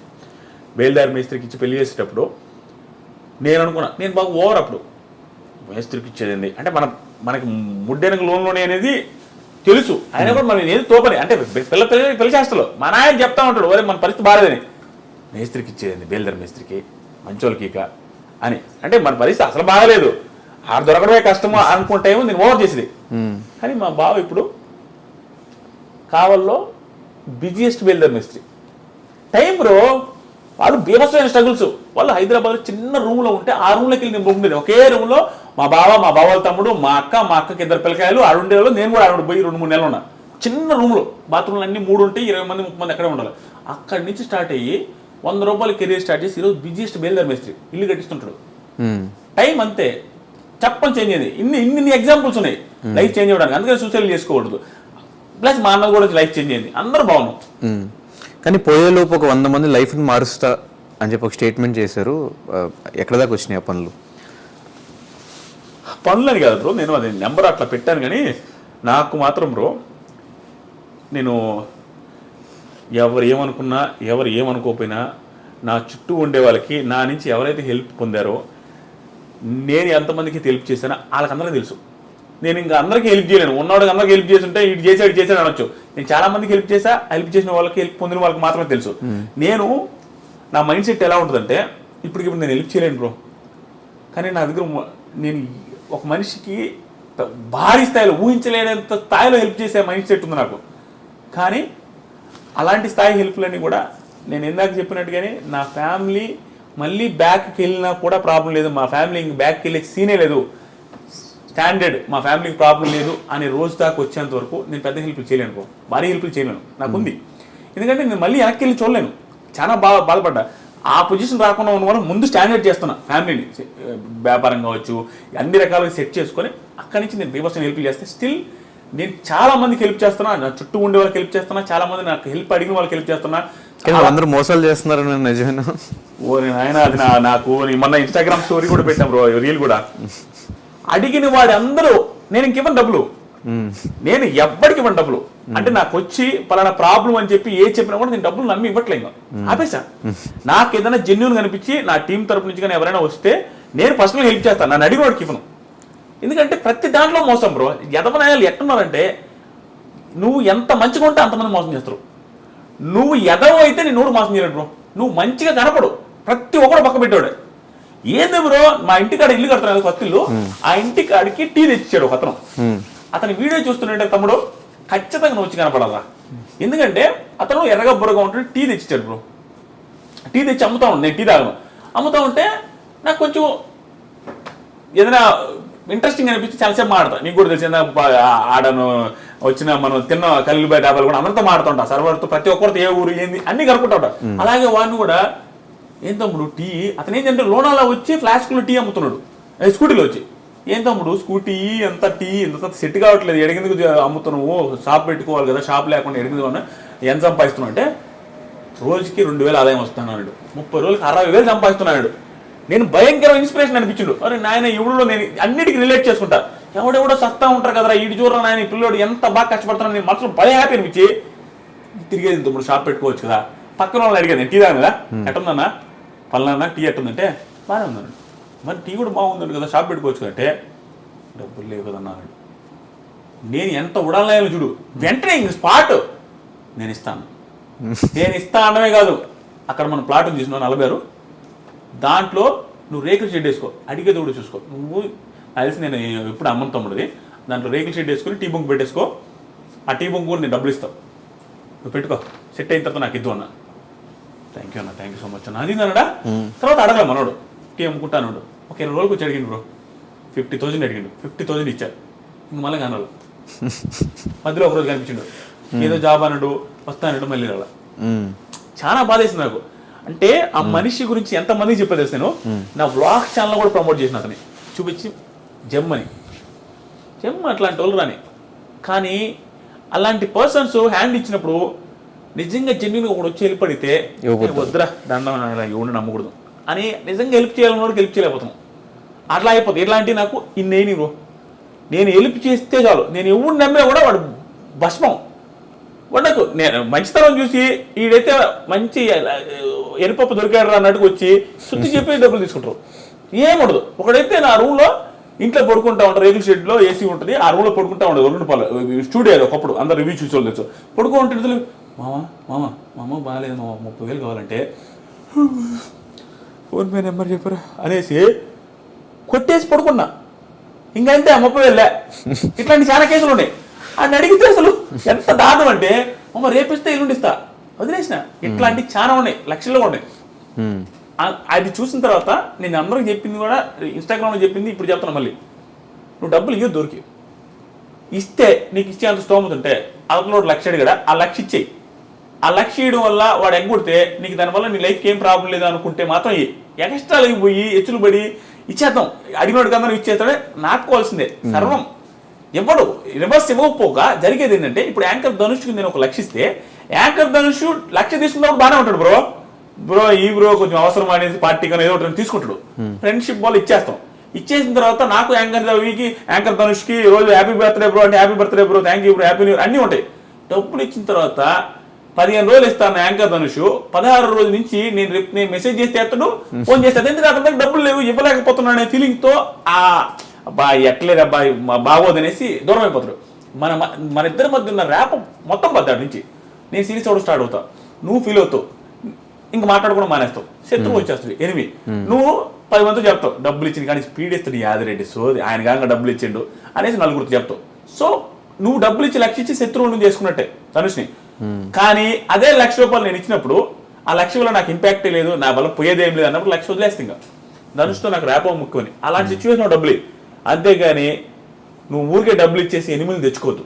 ఇంకొకటి తీసుకున్నవాడు కూడా ఎట్లుండాలి తెలుసా బ్రో, అంటే చాలా తక్కువ ఉన్నారు. తక్కువేంది బ్రో, 99% ఇట్లానే ఉన్నారు బ్రో. మోసమే 1% మాత్రమే ఒరే వాడు అడగ్గాని ఇచ్చాడు, నువ్వు తల తాకట్టు పెట్టినా ఏదైనా చెయ్యి, వాడికి అవసరమైనప్పుడు అడిగినప్పుడు ఇవ్వాలి. ఏంది బ్రో నేను నేను 1,00,000 రూపాయలు నీకు అప్పు ఇచ్చానంటే నాకు ఆ 1,00,000 అవసరమైన టైంకి నువ్వు ఎగ్గొడితే ఏదో నడుకోవాల్సి వస్తుంది. ఎవరికైనా నమ్మకం ఉంటుంది కదా, నేను ఒకటి ఇచ్చి నేను అడుక్కుంటున్నాను నీకు ఊడి మళ్ళా ఆ సిచ్యువేషన్. డబ్బులు తీసుకున్నప్పుడు నీకు ఇచ్చిన వాడికి తేకూడదు కూడా ఇవాళ స్పాట్లో తెచ్చేయాలి ఏదో ఒకటి. అట్లా లేదు బ్రో, అది నాకు బాగా బుద్ధి వచ్చి ఇన్స్టాగ్రామ్ స్టోరీ పెట్టా ఇంకోటి ఆడుకుని ఉంటాడు. వీళ్ళు స్టోరీ అన్ని పెట్టి పనికి మహాప్రభాన్ అది 12 లక్షల మంది చూసారు నిజాలు. ఎవరన్నా అడిగితే చెప్తా వెయిట్ అనగానే ఫోన్ పేలో డబ్బులు వేస్తావు అనుకుంటారు, ఆ లింక్ కాపీ చేసేస్తా చూసుకోరా ఇంకంటే అనిపించి తెరే చేయలేదు బ్రో. భలే బాధేసింది. కింద కామెంట్లు కూడా ఎవడో గట్టిగా దెబ్బేశారు నేను ఒకడు కాదు చాలా మంది ఇంకా మనం ఏం చేయలేదు. చెప్పుకుంటే సిగ్గుచేటు మనల్ని అంటావు ఎందుకు ఇచ్చు అంత నమ్మకంగా. నేనంతే బ్రో, నేనంతే. నీకు తెలుసు ఇందాక గీత కూడా చెప్తా ఉన్నాను నిన్న కూడా నీకు అంతే నేను చేస్తావు. కానీ ఒకప్పుడు బిగ్ బాస్ లీక్స్ ఇచ్చేవాడు బ్రో, రేపు ఏం జరిగింది ఎల్లుండి ఏం జరిగింది ఆ టాస్క్లు ఏం జరిగింది రేపు ఏం టాస్క్లు ఉన్నాయి కూడా కంప్లీట్గా ఇచ్చేస్తూ వన్స్ బిగ్ బాస్ నుంచి బయటకు వచ్చిన తర్వాత అసలు లీక్స్ ఇవ్వడమే మానేసి బ్రో. అక్కడికి వెళ్ళిన తర్వాత ఏంటంటే బ్రో అది మనకు లైఫ్ ఇచ్చింది. లైఫ్ ఇచ్చిన తర్వాత వాళ్ళ నుంచి కూడా నాకు కొంత వచ్చింది రిక్వెస్ట్, లీక్స్ అంత ముందు ఇచ్చేవాళ్ళు మీరు ప్లీజ్ ఇవ్వద్దని. నేను చెప్పా కదా నాకు యూజ్ రెస్పెక్ట్, నేను ఫుల్ గ్రాటిట్యూడ్ పర్సనాలిటీ. నాకు ఒకటి ఇంత చేస్తే నేను ఇంత చేస్తాను, అవకాశం వచ్చిన ప్రతిసారి నేను చేయడానికి ట్రై చేస్తూనే ఉంటాను అంతే. నాకు ఇప్పుడు రాహుల్ అన్న వచ్చిన సెలూన్గా రిబన్ కటింగ్ చేశారు కదా, రాహుల్ అని ఏది లైఫ్ అంతా నేను గ్రాటిట్యూడ్. ఏదైనా కూడా రాహుల్ అన్నకి వెళ్ళిపోద్ది అనుకుంటే నేను చేస్తూనే ఉంటాను. ఆయన చెప్పలే నేనే చేస్తుంటా, తెలియకుండా ఆయనకి ఏమైనా అవసరం నేనే రీల్ చేస్తా, ఆయనకి ఏమైనా అవసరం నేనే షేర్ చేస్తా, ఆయన అడగడు. అట్లా ఆయనే కాదు ఎవరితే నాకు నేను ఇంత చేస్తా అని చేస్తా. అలాగే బిగ్ బాస్ నాకు అవకాశం ఇచ్చిన వాళ్ళ నుంచి ఒక మాట చేయొద్దు అని చెప్పడం నేను చేయను అంతే. సో ఫైనల్గా ఈ ఇయర్ 2024లో బిజినెస్ ఒకటి స్టార్ట్ చేశారు అండ్ 23 ఎండింగ్లో 24 నుంచి ఈ సెలూన్ బిజినెస్ ఎందుకు స్టార్ట్ చేశారు బ్రో? అదే చెప్తా బ్రో. నాకు 2 బిజినెస్ బ్రో, బిజినెస్ ఐడియాలు కూడా ఇస్తాం మన వాళ్ళకి. ఏంటంటే నాకు ఒక బిజినెస్ వచ్చి సెలూన్ ఫస్ట్ నుంచి ఎందుకో నేను చెప్తా. 2 వచ్చి కారు వాష్ ఒకటి. మూడోది వచ్చేసరికి ఏదైనా రెస్టారెంట్ లాంటిది ఏదైనా ఫుడ్ రిలేటెడ్ ఏదైనా పెట్టుకుందాం. ఆ మూడు ఎప్పటి నుంచి అనమాట 2018 నేను డబ్బులు సంపాదించడం స్టార్ట్ అయినప్పటి నుంచి ఈ మూడిట్లో ఒకటి పెట్టుకుందామని ఉంది. ఎందుకంటే అది లైఫ్ లాంగ్ ఎప్పుడు ఉంటుందని అనిపించింది. ఎందుకంటే కార్ వాష్ నేను ఎక్కడికి వెళ్ళినా కార్లో అక్కడ వెయిటింగ్లో ఉంటాయి. ఆడు వాష్ చేసేసరికి మనం ఒక అరగంట 2 గంటలు ఆగాల. సో అలాంటి సిచ్యువేషన్లో నేను ఫేస్ చేసిన కాబట్టి కార్ వాష్ పెడితే జరుగుద్ది అనేసి నాకు అనిపించింది. సెలూన్ నువ్వు ఎవరికైనా ఏ బిజినెస్ అయినా లాస్ రావచ్చు. Loss in the sense customers లేకపోవడం, డబ్బులు అని కాదు నేను చెప్పేది. కస్టమర్స్ లేకపోవడం జరగచ్చు, కానీ సెలూన్ బిజినెస్ లో కస్టమర్ లేకుండా ఉండదు. ఎవరికైనా పెరగాల్సిందే, ఎంటుకలు రావాల్సిందే, గడ్డం రావాల్సిందే, కటింగ్ జరగాల్సిందే, నాన్ సీజనల్ బిజినెస్. సో దాని మీద నాకు ఉండింది. సో ఆ రెండింటిలో ఒకటి పెడదాం అనుకున్నాను. కార్ వాష్ ప్లాన్ కూడా వెరీ సూన్ ఉంది. ఫ్యూచర్లో ఎప్పుడో ఒకటి పెట్టాలా. హోటల్ కూడా ఉంది, అన్ని రోజులు బాగుంటే ముందు పెడతా. సెలూన్ పెట్టడానికి రీజన్ వచ్చేసరికి ఇది మంచి బిజినెస్. ఎందుకంటే చెప్పాను ఆలోచించి పెట్టుకోవాలి. ఏదైనా కూడా మళ్ళీ బ్యాక్కి వెళ్ళకూడదు. ఏది వేసినా 100 రకాలుగా ఆలోచించి జాగ్రత్తగా చేసుకోవాలి. సో అందుకని నేనే సెలూన్లో కూర్చొని విజయవాడ లోటస్ ల్యాండ్ మార్క్లో కూర్చొని 24 గంటలు ఆడే ఉంటున్నాను. పెట్టామంటే సక్సెస్ చేసుకోవాలి, జాగ్రత్త చేసుకోవాలి బ్రో. మన బిజినెస్ మనమే సక్సెస్ చేసుకోవాలి, మన బిజినెస్ మనమే దగ్గర ఉండి చూసుకోవాలి. అలా చేసా. సెలూన్లో కూడా ఇంకొక వన్ ఆఫ్ ది రీజన్స్ ఏంటంటే నేను ఏ బిజినెస్ పెట్టినా ఏది పెట్టినా నేను ఇందాక 100 మంది నేను చెప్పాను చూస్తారా హెల్ప్ చేస్తాను. అది నాకు ఉండలేదు. ఎప్పుడు నా మనసులో ఎప్పుడు అనుకుంటానమాట నేను హెల్ప్ చేస్తానమాట. ఇప్పుడు నేను ఏందా చెప్పాను, జనాలు డబ్బులు ఇవ్వని అడిగినోడికి నాకు కష్టాల్లో ఉన్నాడు అనుకున్నాను, అడగకపోయిన ఇస్తాను. నేను ఇస్తాను, నేను కనుక్కొని ఇస్తాను. అంతేగాని వచ్చిన అడిగిన వాళ్ళు నేను అసలు నేను అలా ఫిక్స్ అయినా. ఆ 100 మందికి కాదు, 100 మంది కంటే ఎక్కువ మందికి హెల్ప్ చేస్తాను. ఇక్కడ సెలూన్ వల్ల ఇప్పుడు నేను ప్రస్తుతానికి ఒక 17 నుంచి 18 మందికి ఆల్రెడీ లైఫ్ ఏంటంటే నేను పెట్టుకోగానే లైఫ్ మారిపోద్ది అంటారా వడాలని అనుకోవచ్చు. నేను ఎంప్లాయ్మెంట్ ఇచ్చానంటే లైఫే కదా బ్రో. సో 17-18 మందికి ఆల్రెడీ ఇచ్చాను. నా చుట్టుపక్కల ఉన్న వాళ్ళకి అందరికి ఆల్రెడీ ఇచ్చానని చాలా మందికి తెలుసు, వాళ్ళకి తెలుసు. ఆల్మోస్ట్ ఇప్పటికి చాలా మందికి ఇచ్చా. ఇక ముందు నేను ఎదిగే కొద్ది నాతో పాటు చాలా మంది ఎదుగుతారు బ్రో. నేనేం చెప్తానంటే బిగ్ బాస్ రివ్యూస్ ఊరికే వస్తున్నాయి, రివ్యూస్ చేస్తారు, రివ్యూస్ అని నెగిటివ్ అంటారు బ్రో. ఎందుకు బ్రో నెగిటివ్ నాకు అర్థం కదా. రివ్యూస్ అనేది ఒక కేటగిరీకి వచ్చేసింది. దానివల్ల వాళ్ళ ఫ్యామిలీస్ ఆ తర్వాత వాళ్ళ కింద పనిచేసే వాళ్ళందరూ బతుకుతున్నారు బ్రో. వాళ్ళు సక్సెస్ అయ్యాడని బిజినెస్ పెడితే ఆటోమేటిక్గా వేరే వాళ్ళు బతుకుతారు. అందరికి ప్లస్ అవుతుంది తెలియకుండా. ఒక కేటగిరీ ఏర్పడిపోయింది, వాళ్ళ చాలా మంది బతుకుతున్నారు. అంతే వాళ్ళే బతుకుతున్నారు కదా. పని బతికితే ఏమైంది బ్రో, జాబులు లేక సస్తా ఉంటారు చాలా మంది, జాబులు లేవు అది లేని. వాడికి సెల్ఫ్ ఎంప్లాయ్మెంట్ క్రియేట్ చేసుకుని బతుకుతున్నప్పుడు వాడి మీద ఎందుకు పడి ఆడవడం? ఏ రివ్యూవర్ మీదైనా కష్టం, ఏది కష్టపడకుండా రాదు. సో కాబట్టి నేను ఎదిగే కొద్దీ నాతో పాటు 10 మంది ఎదుగుతూనే ఉంటారు. నాకు ఆ మైండ్ సెట్ ఎప్పటికీ ఉంటుంది. ఎస్, డెఫినెట్గా చాలా మంచి ఇన్ఫర్మేషన్స్ మా అందరికి అందించారు. సో మీ లైఫ్ ఒక జర్నీ అని మా అందరికీ ఇంటర్వ్యూ చూసినట్టు అర్థమవుతుంది. సో ఇలాగే మిమ్మల్ని చాలామంది ఇంకా ఇన్స్పిరేషన్గా తీసుకుని ఏదో ఒక ఫీల్డ్లో వాళ్ళకి నచ్చిన ఫీల్డ్లో వాళ్ళందరూ ఎదగాలి. అండ్ మీరు కూడా ఇంకా దిష్టి ఏం తగలకుండా ఇంకా కోట్లు డబ్బులు సంపాదించాలని మనస్ఫూర్తిగా కోరుకుంటూ మా ఆడియన్స్కి ఈ సందర్భంగా ఏదైనా ఒక మెసేజ్ ఇవ్వాలి. ఇంత సపోర్ట్ చేసుకుంటూ వచ్చి మీకు ఇన్ని వ్యూవర్షిప్, ఇంత మీ ఫ్యామిలీకి ఒక లవ్ అండ్ సపోర్ట్ చూపిస్తున్న వాళ్ళందరికీ ఏం చెప్తారు? ఏం లేదు బ్రో, నేను ఎప్పుడు చెప్పేది నా లైఫ్ నా సబ్స్క్రైబర్స్ పెట్టిన భిక్ష. ఆ బిగ్ బాస్ రివ్యూస్ యూట్యూబ్ లేకపోతే ఆదిరెడ్డి లైఫ్ని, ఆదిరెడ్డి ఫ్యామిలీ లైఫ్ని ఎవరు ఎక్స్పెక్ట్ చేస్తుండేవాళ్ళు కదా. అసలు ఇమాజినేషన్లోనే నేను ఏ రేంజ్లో ఉండేవాడిని, ఎంత పీక్ ప్రాబ్లమ్స్లో ఉండేవాడిని అనేది నేనే ఊహలకు కూడా అంత. సో నా సబ్స్క్రైబర్లు పెట్టిన భిక్ష. వాళ్ళ ముందు ఎప్పుడు నేను తలంచే ఉంటాను, వాళ్ళ ముందు బిల్డప్ అయ్యాను. నేను ఎప్పుడు కూడా నన్ను చూసిన వాళ్ళు కానీ బిగ్ బాస్ ముందు ఆదిరెడ్డి ఎలా ఉన్నాడు, బిగ్ బాస్ తర్వాత అలాగే ఉంటాడు. అదే డౌన్ టు ఎర్త్, ఎవరితోనే అదే విధంగా మాట్లాడతా, అంతే నార్మల్గా ఉండిపోతా. ఎందుకంటే అసలు నాకు ఫాలో అయ్యి నేను ఫాలోవరు, నేను సబ్స్క్రైబర్ అన్నారంటే నేను ఇంకా వాళ్ళకంటే నేను తక్కువలాగా ఫీల్ అవుతాను. ఎందుకంటే వాళ్ళు పెట్టిన భిక్ష. దాంతోపాటుగా నేను ఇంకొక పర్సన్కి నేను ఖచ్చితంగా థ్యాంక్స్ చెప్పాలా, అది మా వైఫ్ కవితకి. ఎందుకంటే బిగ్ బాస్లో ఉన్నప్పుడు బీభత్సమైన స్ట్రగుల్ ఫేస్ చేసింది. ఆ ట్రోల్స్ కానీ, ఆ మీమ్స్ కానీ, ప్లస్ ఆ టైంలో చిన్న పాపను పెట్టుకొని చేసుకోవడం కానీ. దాంతోపాటుగా ఇప్పటికీ నేను మా వైఫ్తో అసలు టైం స్పెండ్ చేయను, చాలా తక్కువ టైం స్పెండ్ చేస్తా. రివ్యూస్ అవి ఇవని. అయినప్పటికీ కూడా కోఆపరేషన్ బిజినెస్ టైంలో కానీ, బిజినెస్ విషయంలో కానీ అన్నింటిలో కోఆపరేట్ చేస్తున్న మా వైఫ్కి, నా ఫ్యామిలీకి కూడా ఎప్పటికీ రుణపడే ఉంటా. ఇప్పుడిప్పుడే అలవాటు చేసుకుంటున్నా, అన్నీ మారుతూ ఉన్నాను అనమాట. అన్ని టైం స్పెండ్ చేయడం ఇంట్లో వాళ్ళతో అది ఇది. సో నన్ను అర్థం చేసుకుంటున్నారు, ఇంకా అర్థం చేసుకుంటారు. నా సబ్స్క్రైబర్స్ కూడా అర్థం చేసుకుని నాకు ఇలాగే సపోర్ట్ చేస్తుంటారు. అదేవిధంగా సబ్స్క్రైబర్స్ కూడా నేను రిటర్న్ ఇస్తాను, ఇచ్చేది మీరు చూస్తారు. ఇంకా చాలా ఉంది. Thank you so much, love you all.